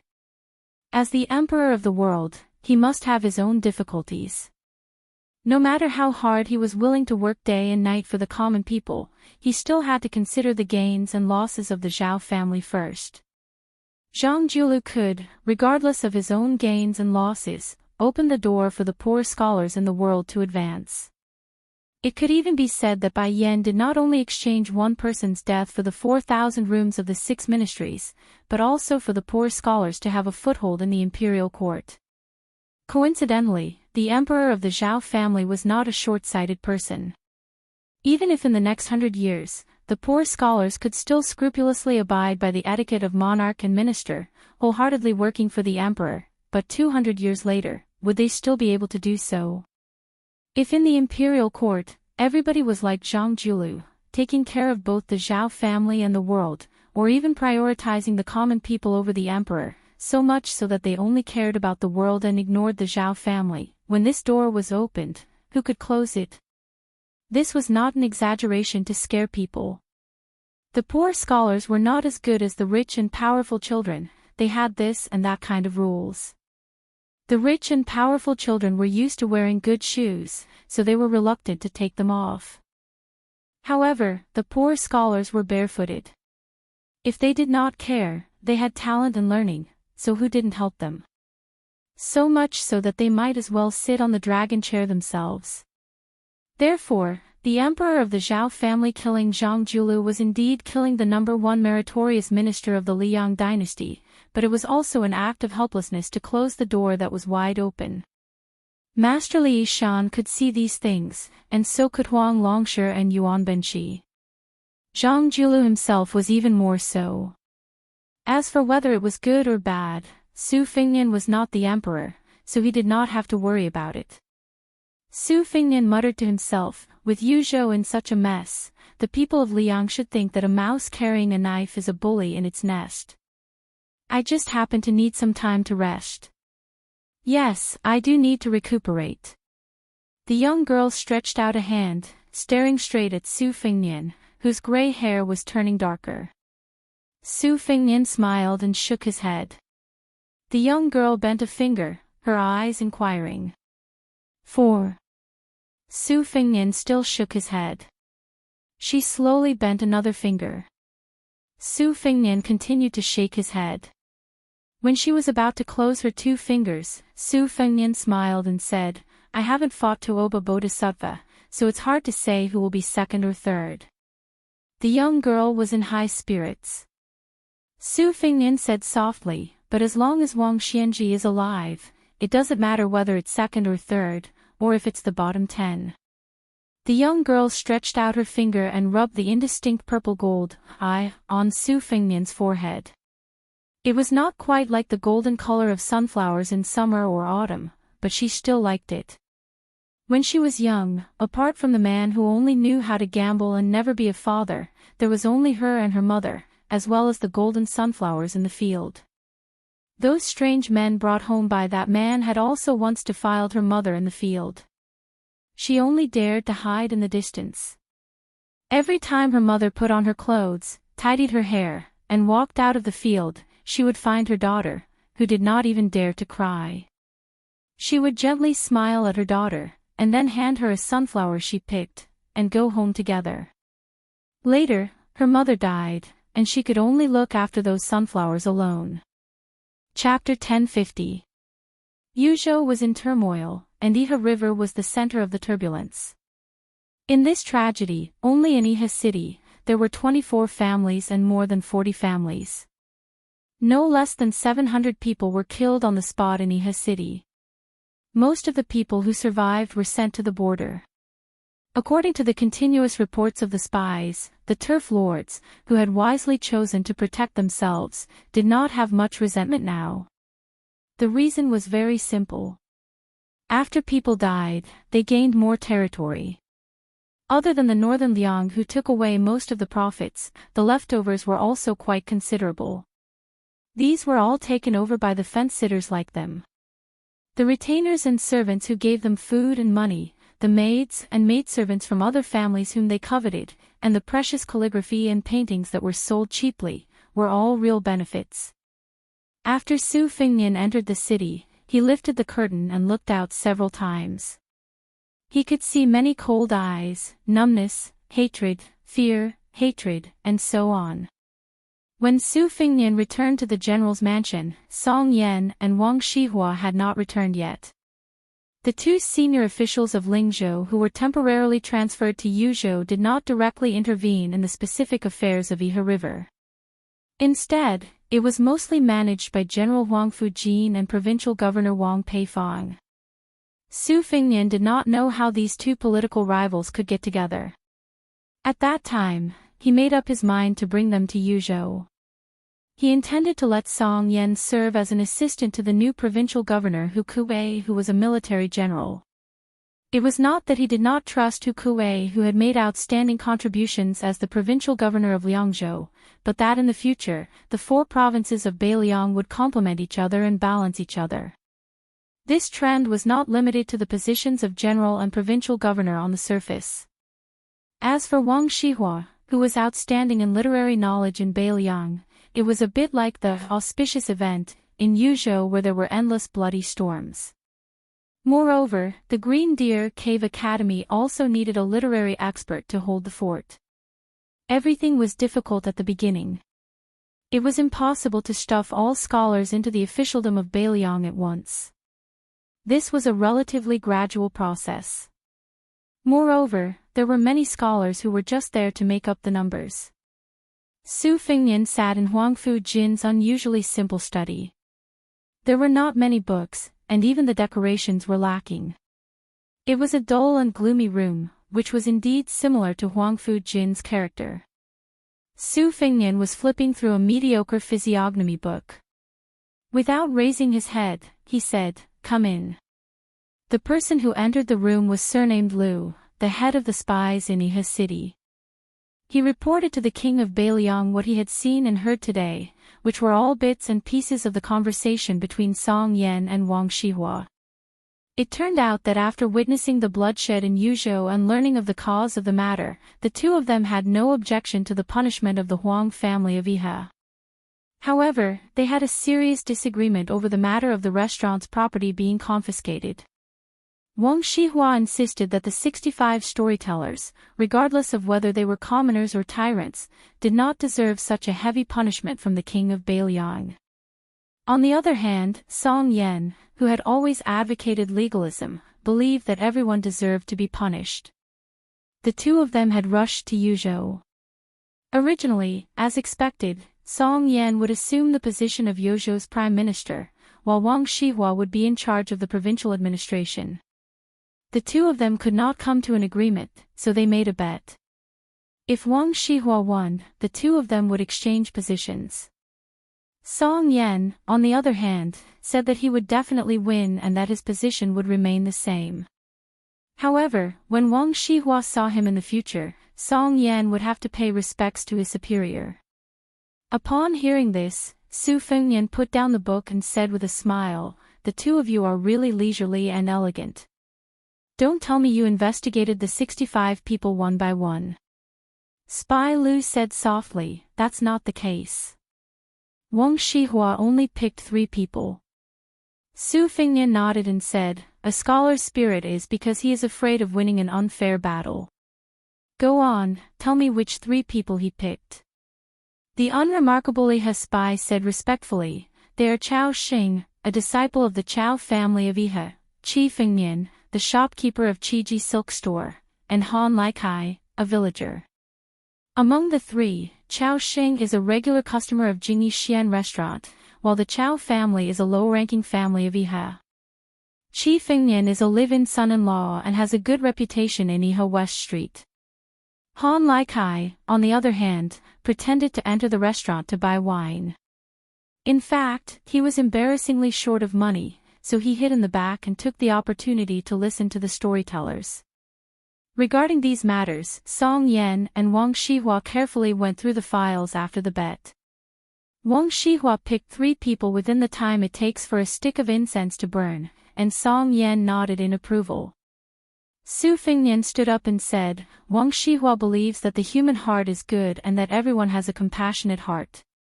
What Song Yan learned is that the human heart is evil. The battle between the two is not a battle of moral essays. In the end, it is a battle of the human heart outside of books. If I were to guess, the loser is definitely the moral Wang Shihua, but the one who won an unfair battle is the old fox Song Yan. If we were to switch places and look for good deeds among the evil people, the loser would naturally be Song Yan. It's just that Song Yan would not agree to such a bet.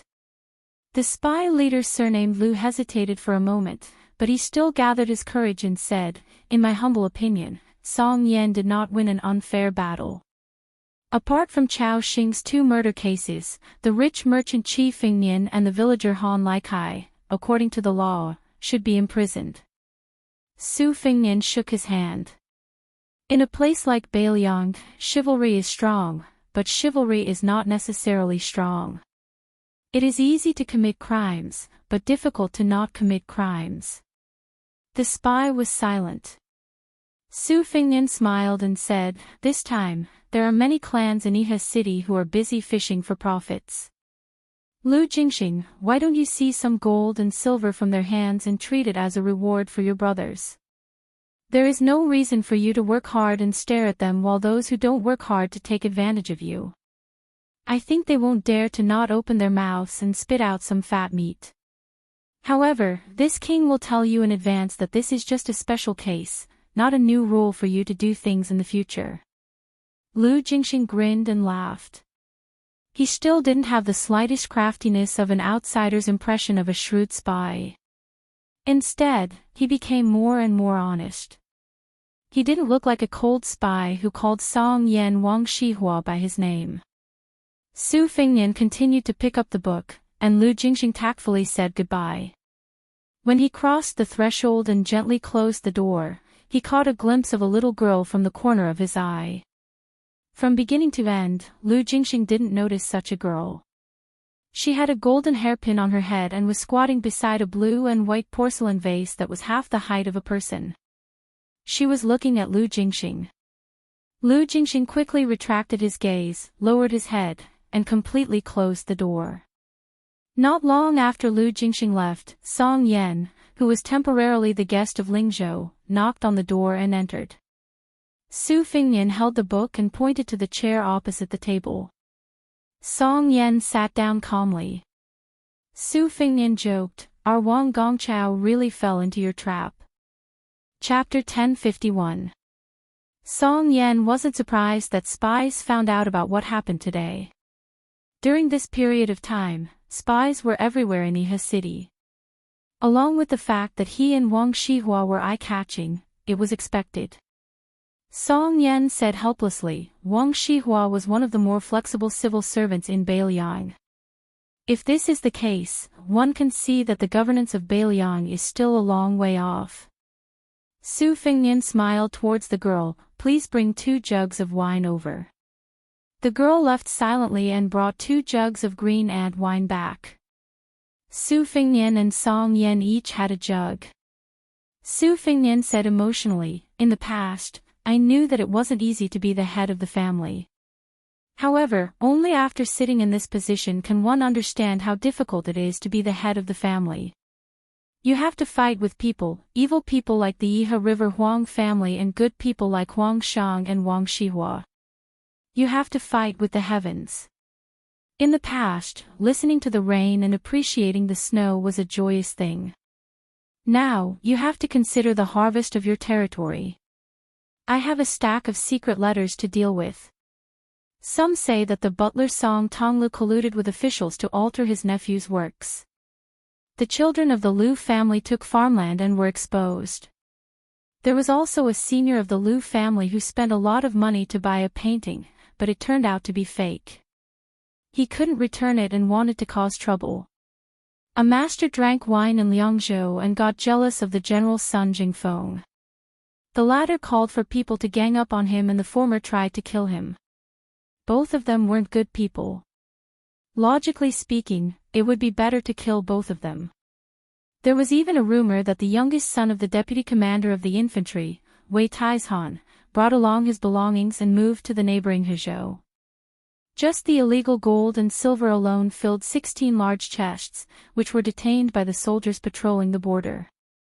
Very soon, there was a rumor that the border guards had insulted the daughter-in-law of Deputy Commander Wei first. There was also a young captain that great ancestor Gu thought highly of. For some reason, he was beaten half to death outside the pass.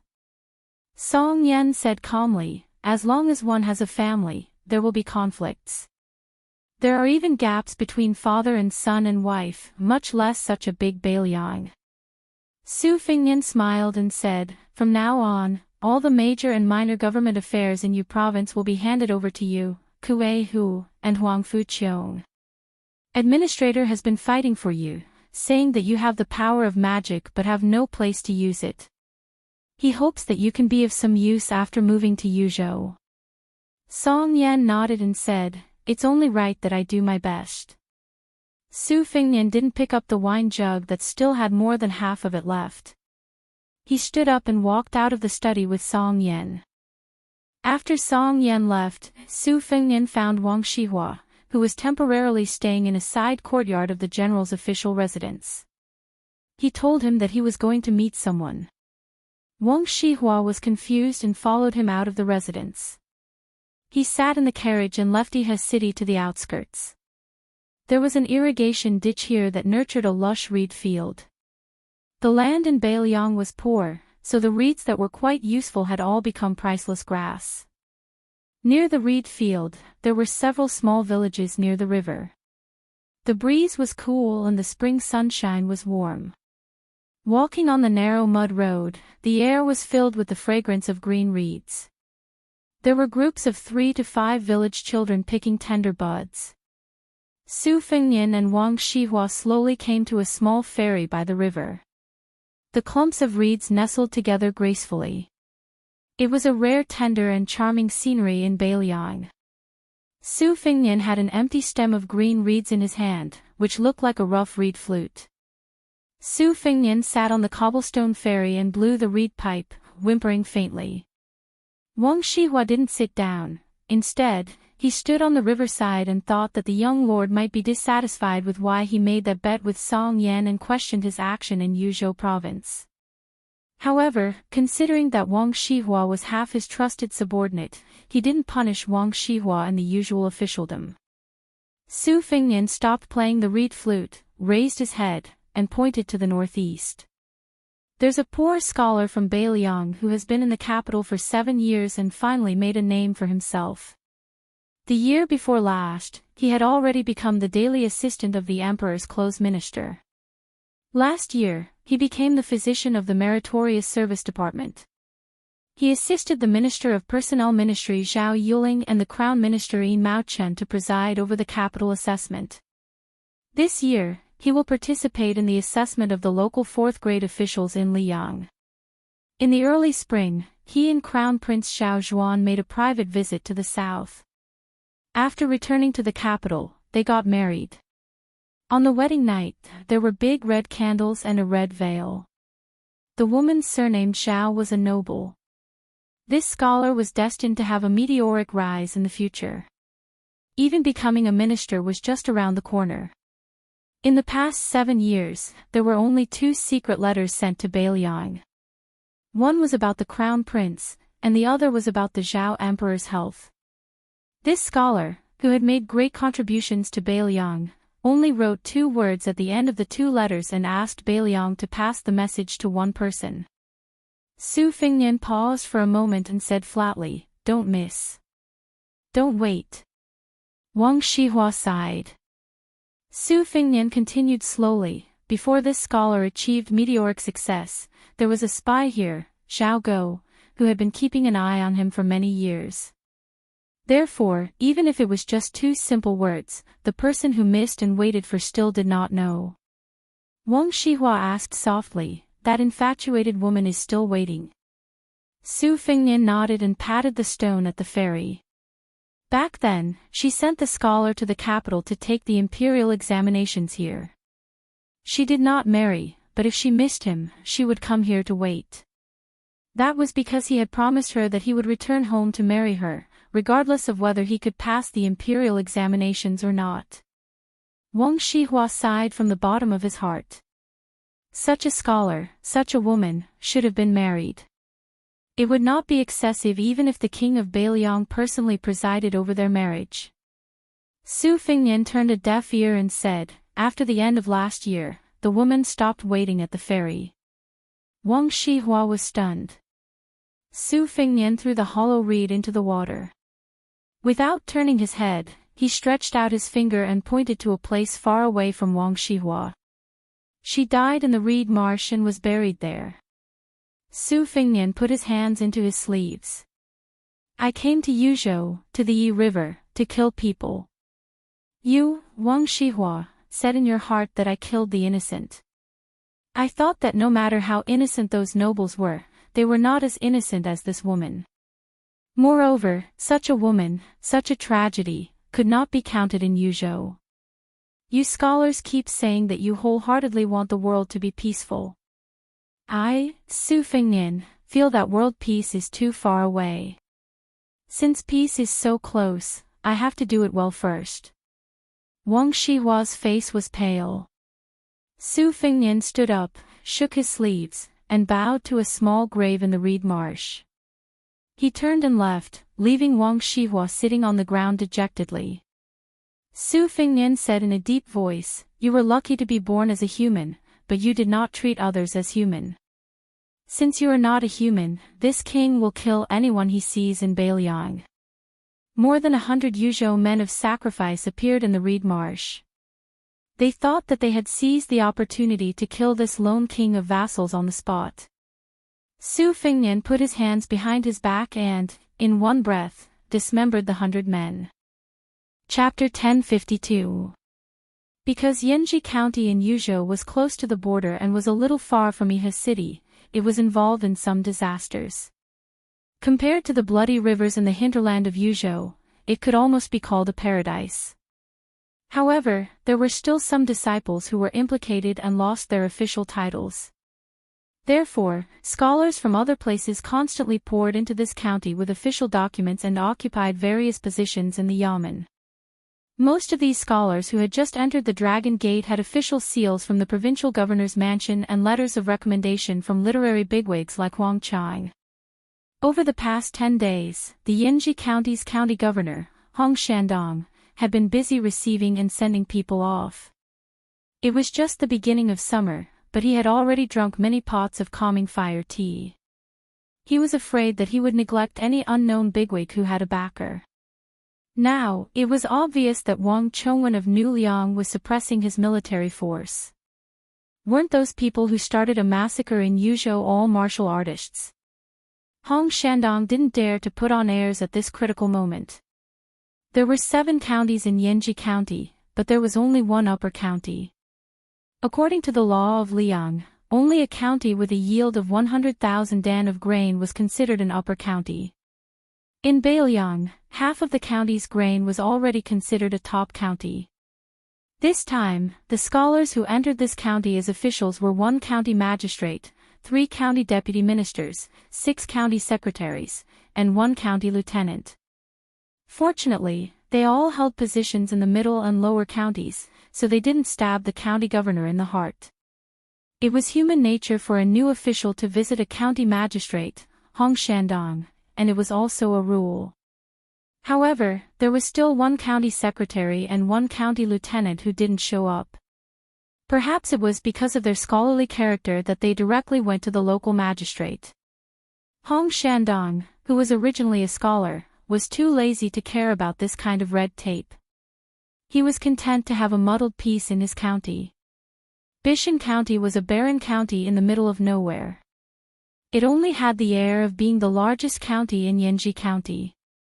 In addition, the local power was very strong, so the county magistrate here had always been sullen, not to mention the good thing of earning 100,000 dan of silver for 3 years. This time, the officialdom of Yuzhou was greatly shaken. From the top to the bottom of Bishan County, the county magistrate and county lieutenant all ran away without anyone saying anything. It would be best if they could go to other counties. Those who didn't have this ability also took the opportunity to lower their status and go to other places to fish for money. As a result, after the county magistrate, the county deputy minister, the county secretary, and the other officials gathered in the old county office of this county, they all stared at each other in bewilderment. They were all unfamiliar faces. County Magistrate Feng Guan was a scholar from the Shangyin Academy. He had just reached 30 years old. It was said that he was a fine jade material that even Grand Chancellor Wang took a fancy to. In Beiliang today, he naturally became a first-class commodity. County Magistrate Hong accepted this person's greeting gift, but secretly sent an even more valuable gift in return. Deputy County Magistrate Zhuo Jing's reputation was slightly inferior. He was a scholar who had followed the Liu family of Qingzhou into the Qing dynasty. He did not have any scholarly achievements, but since he was able to get in touch with the Liu family, who was a relative of the imperial family, no one dared to look down on him. Commandant Bai Shank liked to wear a personal knife. He was the bold person who did not visit County Chief Hong. He was tall and sturdy, and did not consider himself a scholar. Even when he was in the main hall of the county office, he still looked askance at people. The remaining person was the registrar. His official position was the most mediocre among the top officials in the county. His name was Su Qi. He did not wear a knife, sword, or jade. He was young, but he really had a good appearance. Out of the 4 officials, Feng Guan was arrogant because of his talent and was also the county magistrate. He was neither cold nor warm to everyone. Zhuo Jing tried to befriend Bai Shank, but the latter did not appreciate it and could only settle for the next best thing. He ran over to Registrar Su and called him brother. Finally, his efforts were not wasted. When they had nothing to do, they left the office and went to the streets to drink. Zhuo Jing tried to sound him out several times and found out that this person was a son of a general who had come to the remote countryside to avoid disaster. At first, Zhuo Jing treated him to a banquet, but then he let the young registrar Su foot the bill. At first, Zhuo Jing was a little nervous. He was afraid that this young son of a general was too arrogant and would come to blows at the slightest disagreement. Later, after drinking more and more, they became more familiar with each other. He was certain that this inexperienced official was very easy to talk to and was willing to suffer losses. However, in his heart, Zhuo Jing looked down on him more and more. He only saw him as a fair-weather friend. It was the general trend for scholars to be in charge of Beiliang's government affairs. Su Qi was just an insignificant son of a general. What kind of future would he have in the future? However, there was one thing about Su Qi that Zhuo Jing liked. When Zhuo Jing was criticizing current affairs, Su Qi did not understand and was more than willing to listen to Zhuo Jing, the county deputy's guidance. Anyway, Bishan County's affairs were not heavy. Magistrate Feng was always eager to do them, and County Magistrate Bai was always elusive. Zhuo Jing and Su Qi had plenty of time to drink and chat. Taking a break from work. It was more like taking a break from work. The main entrance of the county yamen was not long. There were only a few shops, and there was only one restaurant. There were only a few kinds of green and wine. Zhuo Jing was not used to drinking the cheap green and wine that burned his throat. Today, he asked for a jug of gin and spring wine that had just arrived. When he asked for the wine, he deliberately glanced at Su Qi's face. Seeing Su Qi's pained expression and trying to hide it, Master Zhua held back his laughter. Afterward, he drank in large mouthfuls and felt more at ease.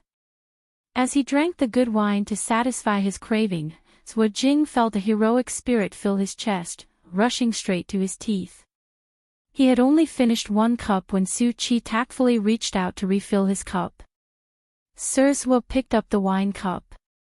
He wasn't in a hurry to drink, saying unhurriedly, "Last time I told you about Bai Yan and Tan Tanwang's public rupture, how satisfying it was. Today, I want to properly talk about the aftermath. This Grand Secretary Zhang's control of the Liyang Discourse Road has finally come in handy."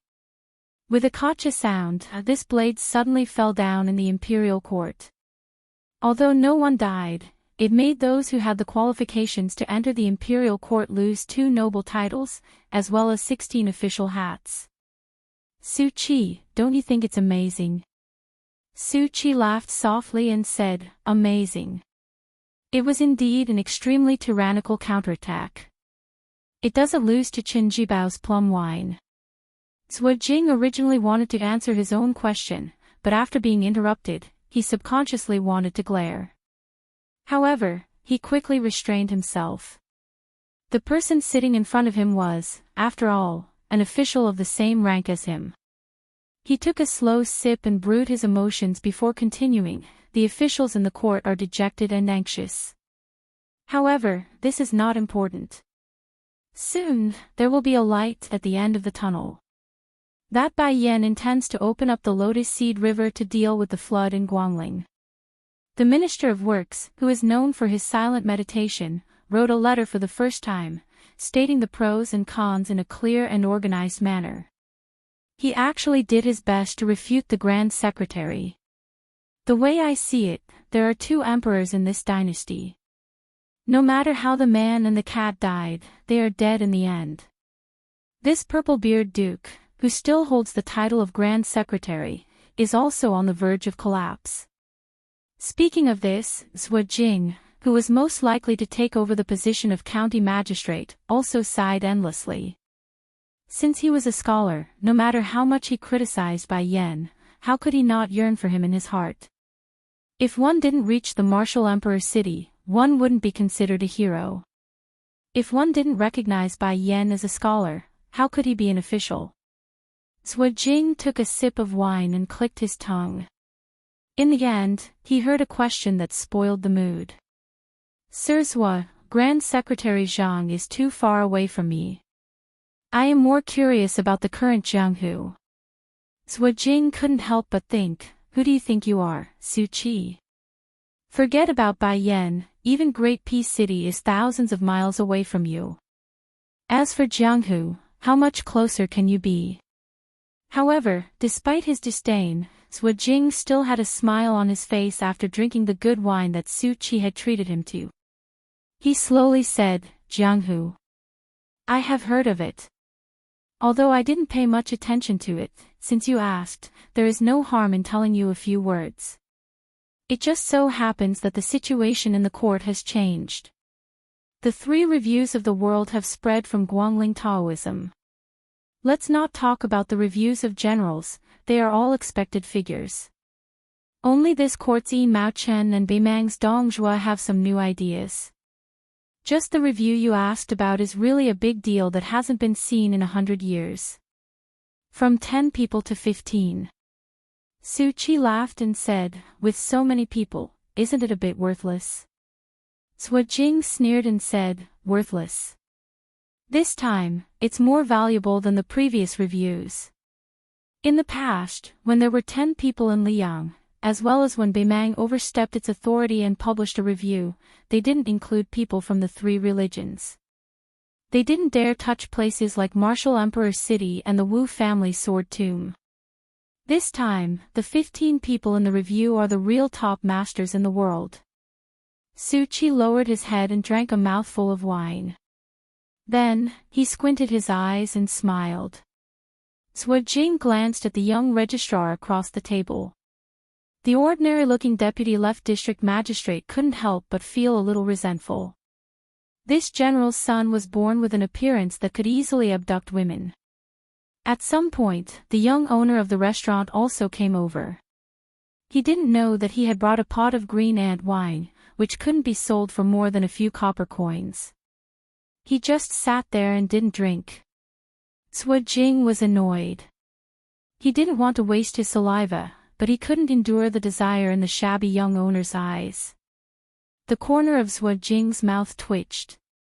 When he saw Su Qi ask for a pot of Jian Nan Chun wine from the shopkeeper, he smiled and said, "Old monster Wang Xianji, is still the undisputed #1 in the world.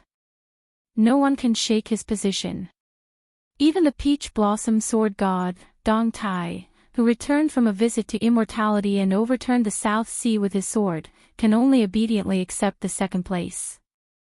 The young owner of the restaurant with thick eyebrows and big eyes was shocked and said loudly, "What's going on?" Tuoba Bodhisattva has become the third place. Chapter 1053. Master Zhuo was too lazy to pay attention to this ignorant frog at the bottom of the well. He said slowly, "What's so strange about that?" Tuoba Bodhisattva of Beimang was pushed to the third place by Dong Tai. The top 3 of the peak of martial arts have changed, but they are still the same 3. After talking about the 3 land immortals, I'll talk about the last 5 people. The people who made the comments probably had some reservations. The leaders of Buddhism in the 3 sects were not in the top 10. For example, the white-robed monk of the Tu Zen temple who had been sealed in the mountain, Li Xiaoxin, Northern Mang's national advisor, Qilin Immortal Yuan Qingshan, and the new leader of Wudong, Li Yufu, were all outside the top 10. Along with Deng Mao of Broken Spear and Su Yambing of Northern Liang, they occupied these 5 positions. If it was 10 years ago, these 5 people would be in the top 5. The young owner of the restaurant said happily, "Our Beiliang is amazing. Both Leader Li and General Su are on the list. I'm in a good mood today. I'll treat you to a drink later. It's definitely the best green ant wine. You can't find a place to sell it in Bishan County. Master Zhuo, tell me, who are the 7 heroes?" Sui Jing wanted to make fun of him. He said mischievously, "Give me the wine first. Otherwise, there's no need to talk." The young owner said impatiently, "What's the hurry? I'll definitely treat you to 2 pots of green ant wine later. Do you think I have the guts to cheat you?" Su Qi opened the 2nd bottle of Sword South Spring wine. After Zhuo Jing filled his cup to the brim, he didn't want to bicker with a country bumpkin. He downed half a cup and said with a satisfied expression, "The 4th is Chao Chongqing, the Confucian sage of West Chu. The 5th is Luo Yang, the devil of Zhulu Mountain. The 8th is Hong Jingyan, Gung Luozi. The 9th is Gu Jiantang, the pillar of the state. The 10th is lustrous King Sword Master, the current master of the Wu family sword tomb." The young owner was stunned. He counted with his fingers and asked in confusion, "Where are the 6th and 7th? Deputy District Magistrate, could it be that you drank it all away?" Sui Jing was about to reach out with his chopsticks to pick up a peanut from the small porcelain plate and pretended to hit the fool. He rolled his eyes and said, "The 7th is the new king of Shu who came out of Beiliang, Chen Jibao." The young man chuckled and said, "What do you mean by your Beiliang? County deputy, you must be drunk. It's our Beiliang." Sui Jing was a little frightened. Most of the tipsy feeling left him, but he quickly regained his composure and said with a smile, "As for the 6th, it's our king of Beiliang." The young man opened his mouth and eyes wide. Sui Jing glanced at him from the corner of his eyes. He did not hide the sarcasm on his face. "You don't believe me? Pei Ju, do you not dare to believe it, or do you not want to believe it?" The young man with the surname Pei grinned and said, "That's great news. I believe you, I believe you.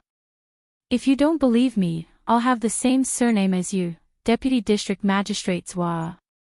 Sui Jing could not help but show off his knowledge. He sneered and said, the surname Pei was a big surname 20 years ago, but now it's not even worth a fart. It's more than 60 times worse than my surname Zhua in this dynasty. Pei Ju nodded his head vigorously like a chicken pecking on rice. Yes, yes, yes. The surname Pei is a disgrace. No matter where I go, I won't be welcomed. Right now, I can't wait to find a well-bred young lady and marry into her family. Su Qi sighed and said, the sixth. It seems that Huang Sanjia is being merciful. Sui Jing was confused and asked, what did you say? Su Qi shook his head and said with a smile, I just think that no matter what the ranking is, it's already very scary to be on the martial arts ranking list. Pei Ju faced the arrogant deputy district magistrate and the reverence that some commoners should have for their parents. As for Su Qi, who was polite to everyone, he was used to climbing up the ladder. These days, when they occasionally interacted with each other, he had always been carefree and unscrupulous. He grabbed a handful of peanuts and put them in his mouth. He said vaguely, it's not just scaring people. If I see one, I'll be scared out of my wits. If I'm not scared to death, I'll beg them to take me in as their disciple. If I'm lucky enough to learn a few moves, I'll go out in Jianghu and fight anyone. If I can't beat them, I can ask for my master's support. Who would dare to bully me? Wouldn't they be in a hurry to be reincarnated? Su Qi wanted to say something but stopped. Finally, he could not help but say, if you have such thoughts, you won't be able to practice the sword and become a master. Pei Ju rolled his eyes and said unhappily, I don't practice the sword either. Look, among the top 3 in the world, there's only one who practices the sword. Including the 15 masters, there's only that old guy Wu Jiajin who practices the sword. He's still at the bottom of the top 10. Su Qi smiled and said, that's true.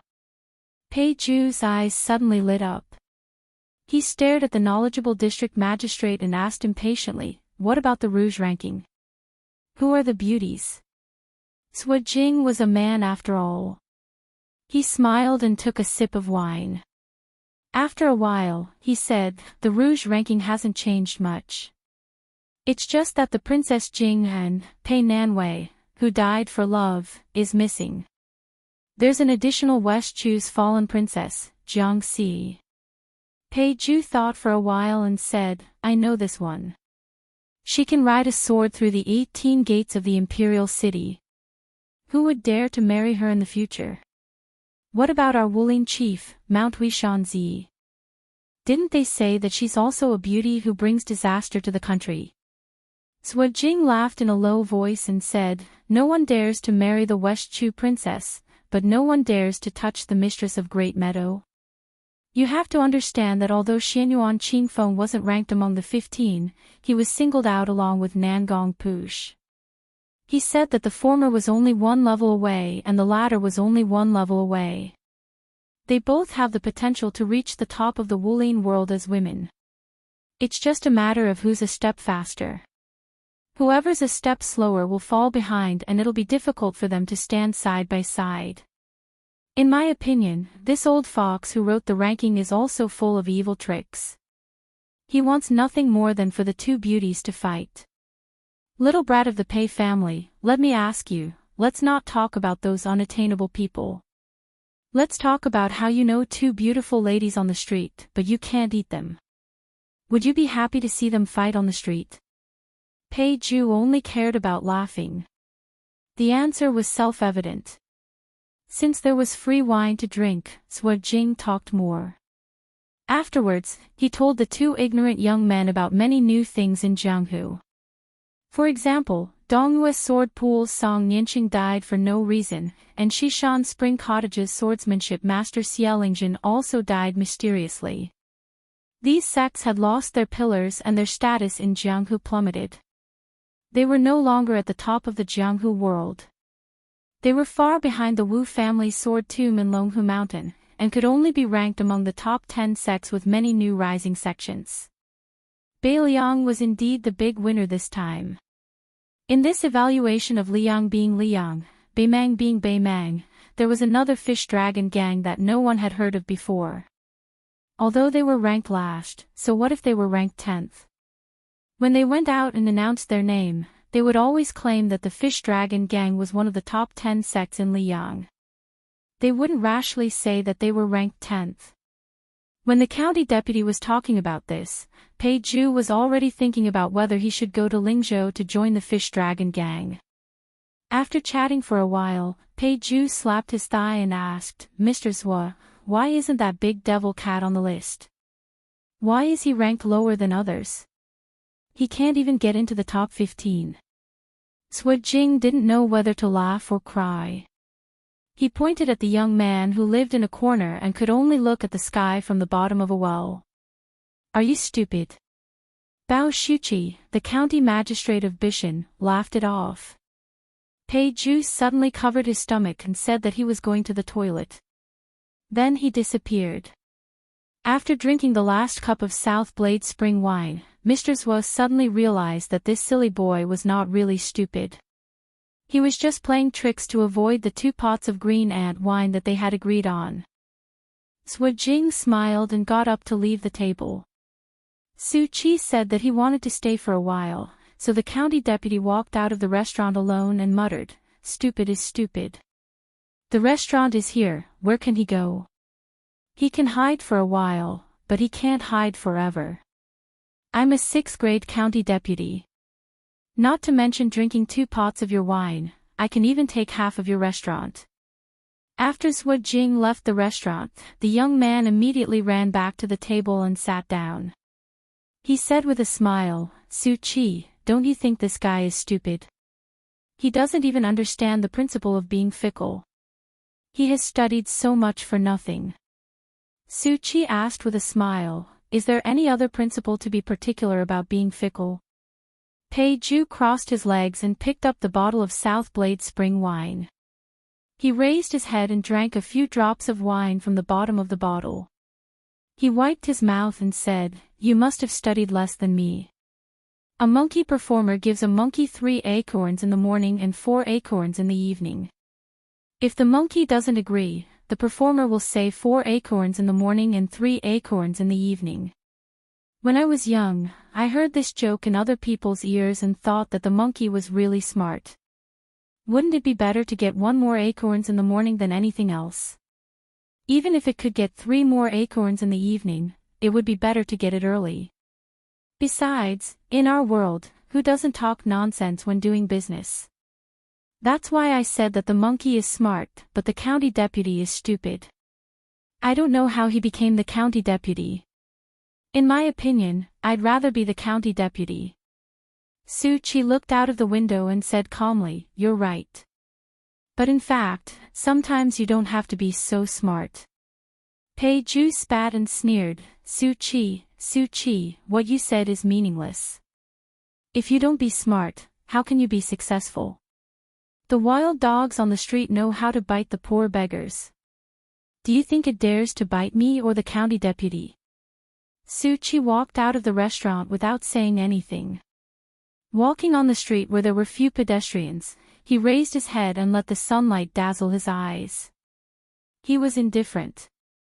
Pei Ju leaned against the window and looked at the figure that was walking away. He had always been jealous of the young owner of the restaurant who was dressed in thin clothes, had good looks, and was an official. He pouted and muttered, "What's the use of pretending to be a dog? Do you think you're worthy of being reasonable with me?" Su Qi walked alone.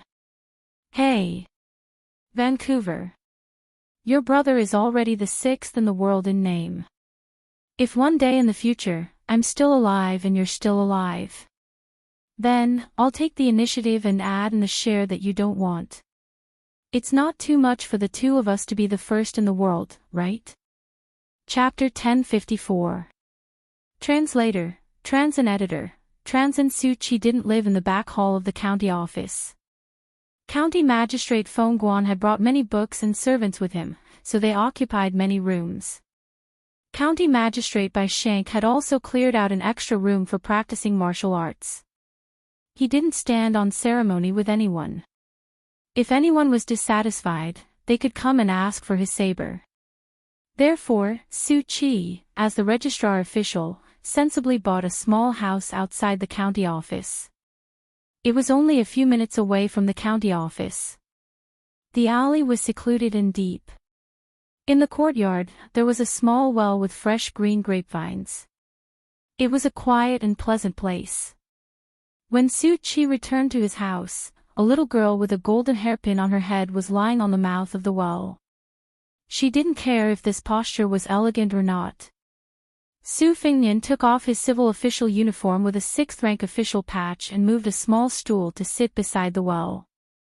Originally, he didn't have the fortune to spend his days leisurely like this. However, after his second sister learned of his current situation, she would rather tire herself and insisted that her younger brother not touch the mountainous pile of documents and government affairs for the time being. It should be known that these documents could immediately become a mountain again after being moved away. However, she said that it was the work of the servants and the work of the superior and the work of the superior. Therefore, he took it as giving him the last half a year of leisure.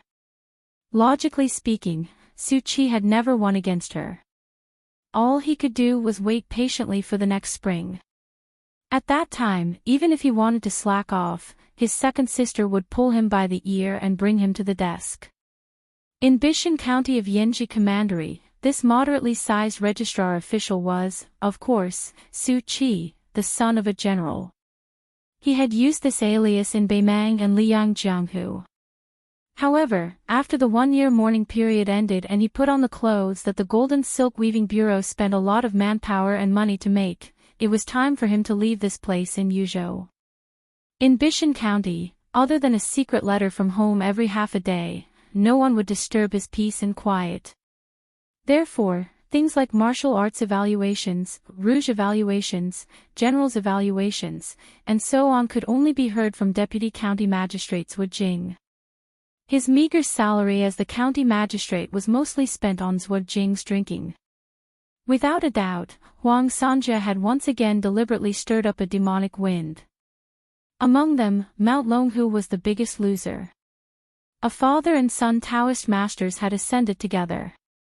It was an unprecedented grand occasion, but it seemed to have emptied all of the Taoist ancestral court's assets. This time, no one had made it onto the rankings. But Li Yufu of Wudong, who had not been heard of until now, had made it onto the rankings and stood shoulder to shoulder with Yuan Qingshan and Li Xiaoxin. Mount Wudong's status would definitely rise. And with the sudden appearance of Su Yanbing, who was ranked 6th in the world, Bai Liang was the biggest winner. He leaned against the rattan frame and muttered to himself, 10 times I was in a trance. Looking down from a high vantage point, I've seen many places. I've also seen the gathering and dispersing of fate. It's said that a place's environment nurtures a place's people. Within the limitations of this place's environment, people's words and actions permeate each other.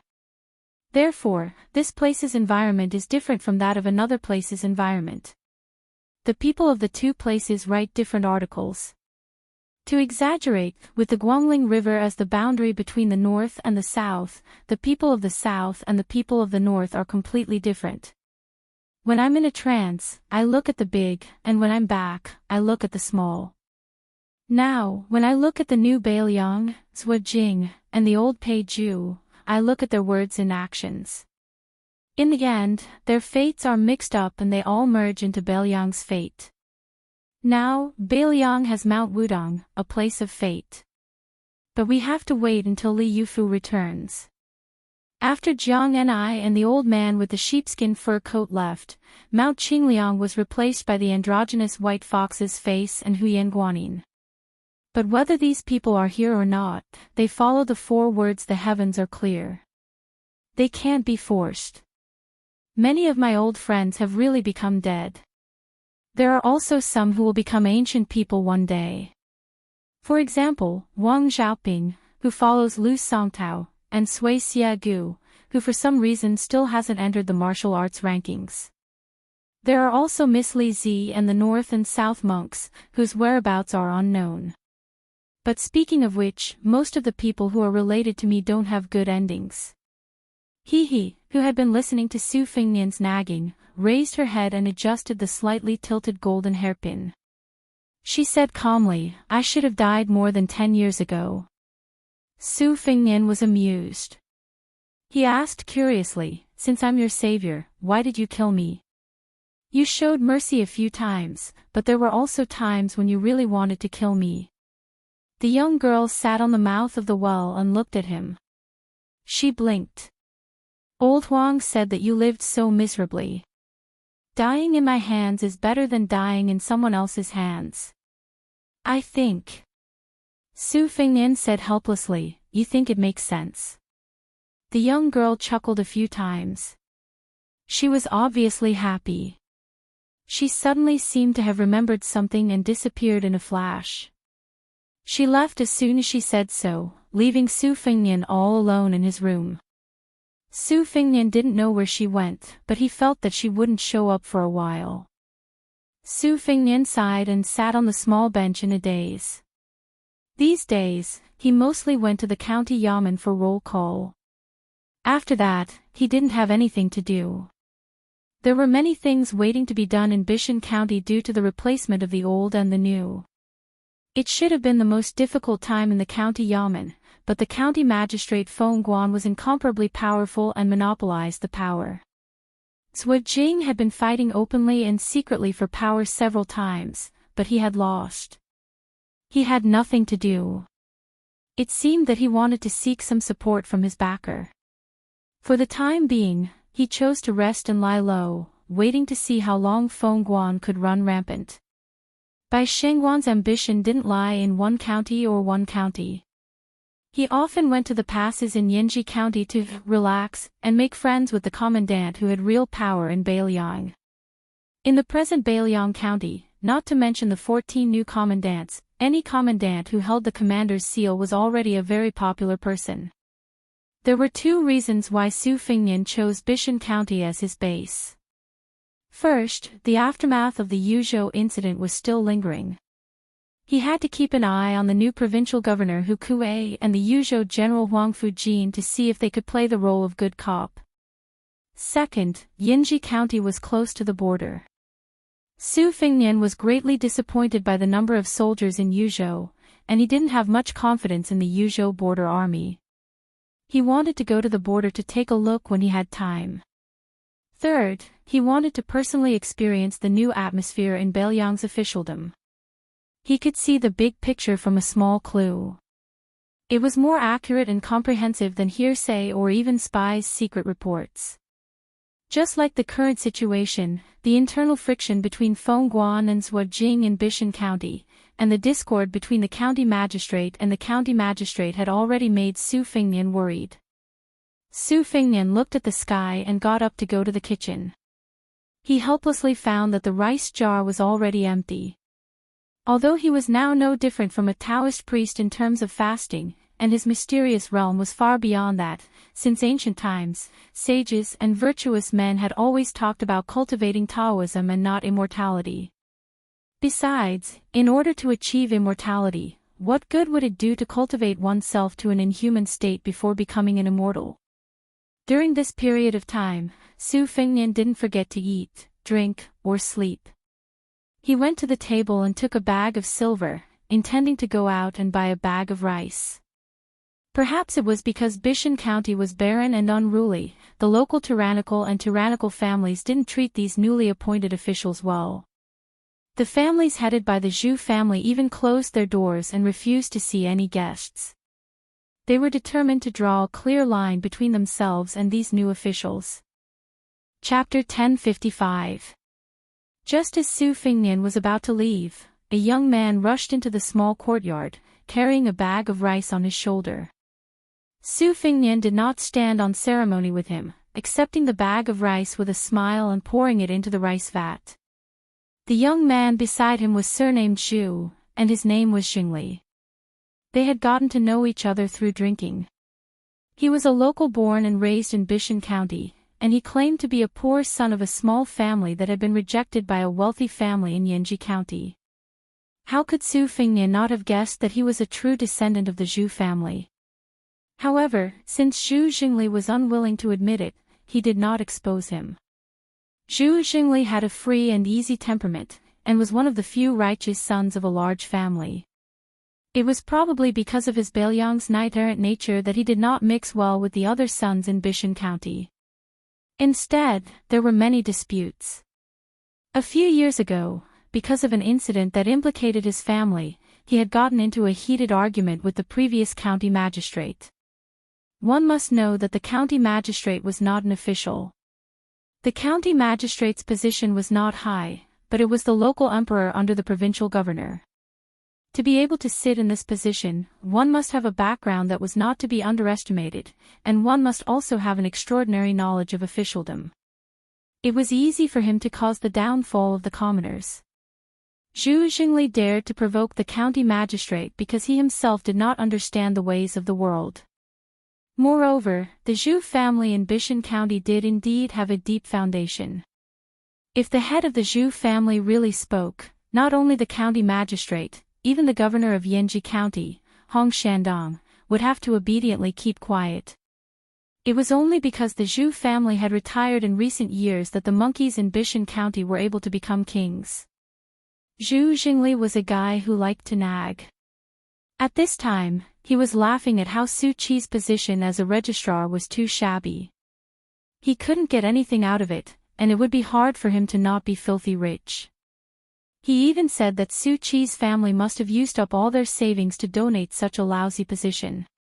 Otherwise, how could he have fallen to such a miserable state without food?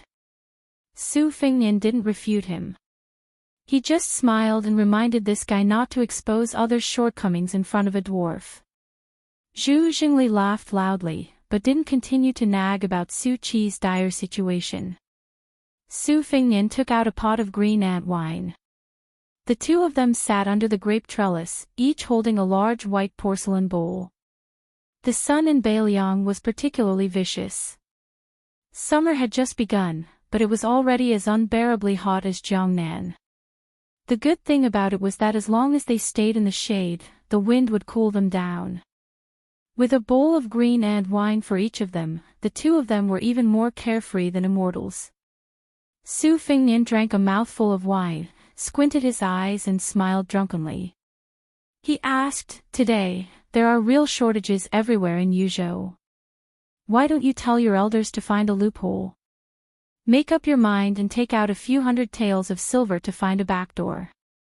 Then, find a famous person with a bit of reputation and ask for a recommendation letter. Even if I don't become a county registrar, it won't be difficult for me to get an official position. In the future, I won't be able to make a name for myself in Beiliang's underworld. It's even more impossible in the future. It's better to be a civil official." Zhu Xingli shook his head like a rattledrum. What's so good about being an official? It's not good to ride on the heads of ordinary people. Not to mention that I came from a poor family. Even if I did have money, I wouldn't waste it. If I really want to be an official, it's better to join the army at the border. It's more comfortable to rely on one's own ability to earn real military merits. Su Fingnian joked, "With your mediocre skills, it's fine if you fight in an ordinary battle. Not to mention encountering crows, even if you run into the second-rate cavalry of Beimang, it's no different from throwing your life away. No matter how boring it is to be an official, is it interesting to be a dead man?" Zhu Xingli sighed and rubbed his chin. "That's why my grandmother doesn't want me to join the army. She said that she'd rather have me eat and wait for death in Bishan County than to see her own child die. She also said that if I dared to sneak out of Yanji County, she'd find someone to break one of my legs. Ha, my grandmother always keeps her word. Everyone in my family is afraid of her, like a mouse in front of a cat. I wasn't afraid when I was young, but I became more and more afraid when I grew up." Su Fingnian mischievously asked, "How's your little sister, who fell in love with county magistrate by at first sight?" Zhu Xingli felt a toothache when he heard this. With a bitter face, he said, "I'm puzzled. You have the same rank as that embroidered pillow by Shank, and you're even more handsome than that pretty boy. It's strange, my little sister doesn't like you and insists on getting close to that guy surnamed Bai. She doesn't even have the modesty that a woman should have. That's fine, but there's an old saying that a man chasing a woman is separated by a mountain, and a woman chasing a man is separated by a layer of gauze. I don't think that guy surnamed Bai gives my little sister any face. That's why I'm so worried. And if that scowling guy really becomes my brother-in-law, I'll definitely. Su Chi, what's that saying again? Su Fingnian laughed. Chickens and dogs hear each other's voices, but they don't interact with each other for the rest of their lives. Zhu Jingli slapped Registrar Su's shoulder and didn't forget to wipe the wine off his hand. He laughed. Su Chi, no wonder you can become our Bishan County's registrar. You've studied for a few days. I can't do that.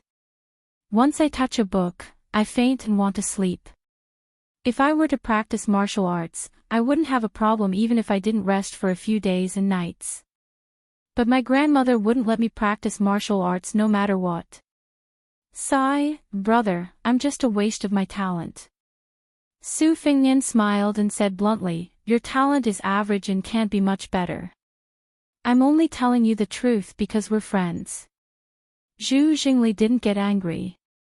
He glared at him and said, when Wang Xianji first started out in the martial arts world, the seniors in the martial arts world said that her talent was average. Besides, I don't have to be a world-shaking hero to practice martial arts.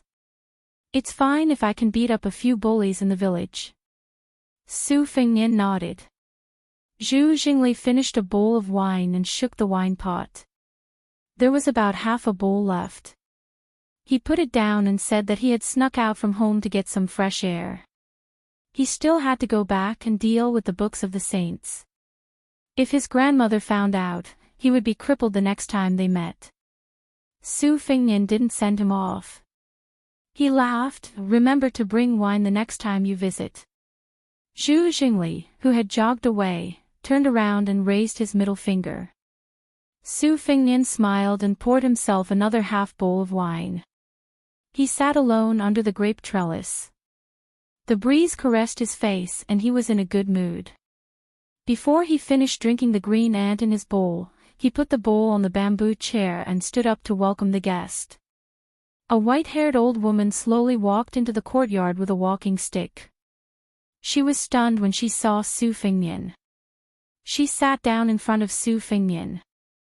Su Fingnian only sat down after she sat down. The old woman was the head of the Zhu family in Bishan County. The Zhu family had 4 generations. In the previous 3 generations, there were more females than males. Zhu Jingli was the only child in his generation. According to the family tree in the ancestral shrine, there should be 6 or 7 uncles. However, none of them were alive today. It was the same for the previous generation. The old woman was the eldest daughter-in-law of the Zhu family. As time passed, she became the true backbone of the Zhu family in Bishan County. She was considered a virtuous and respectable mistress in the entire Yanji County.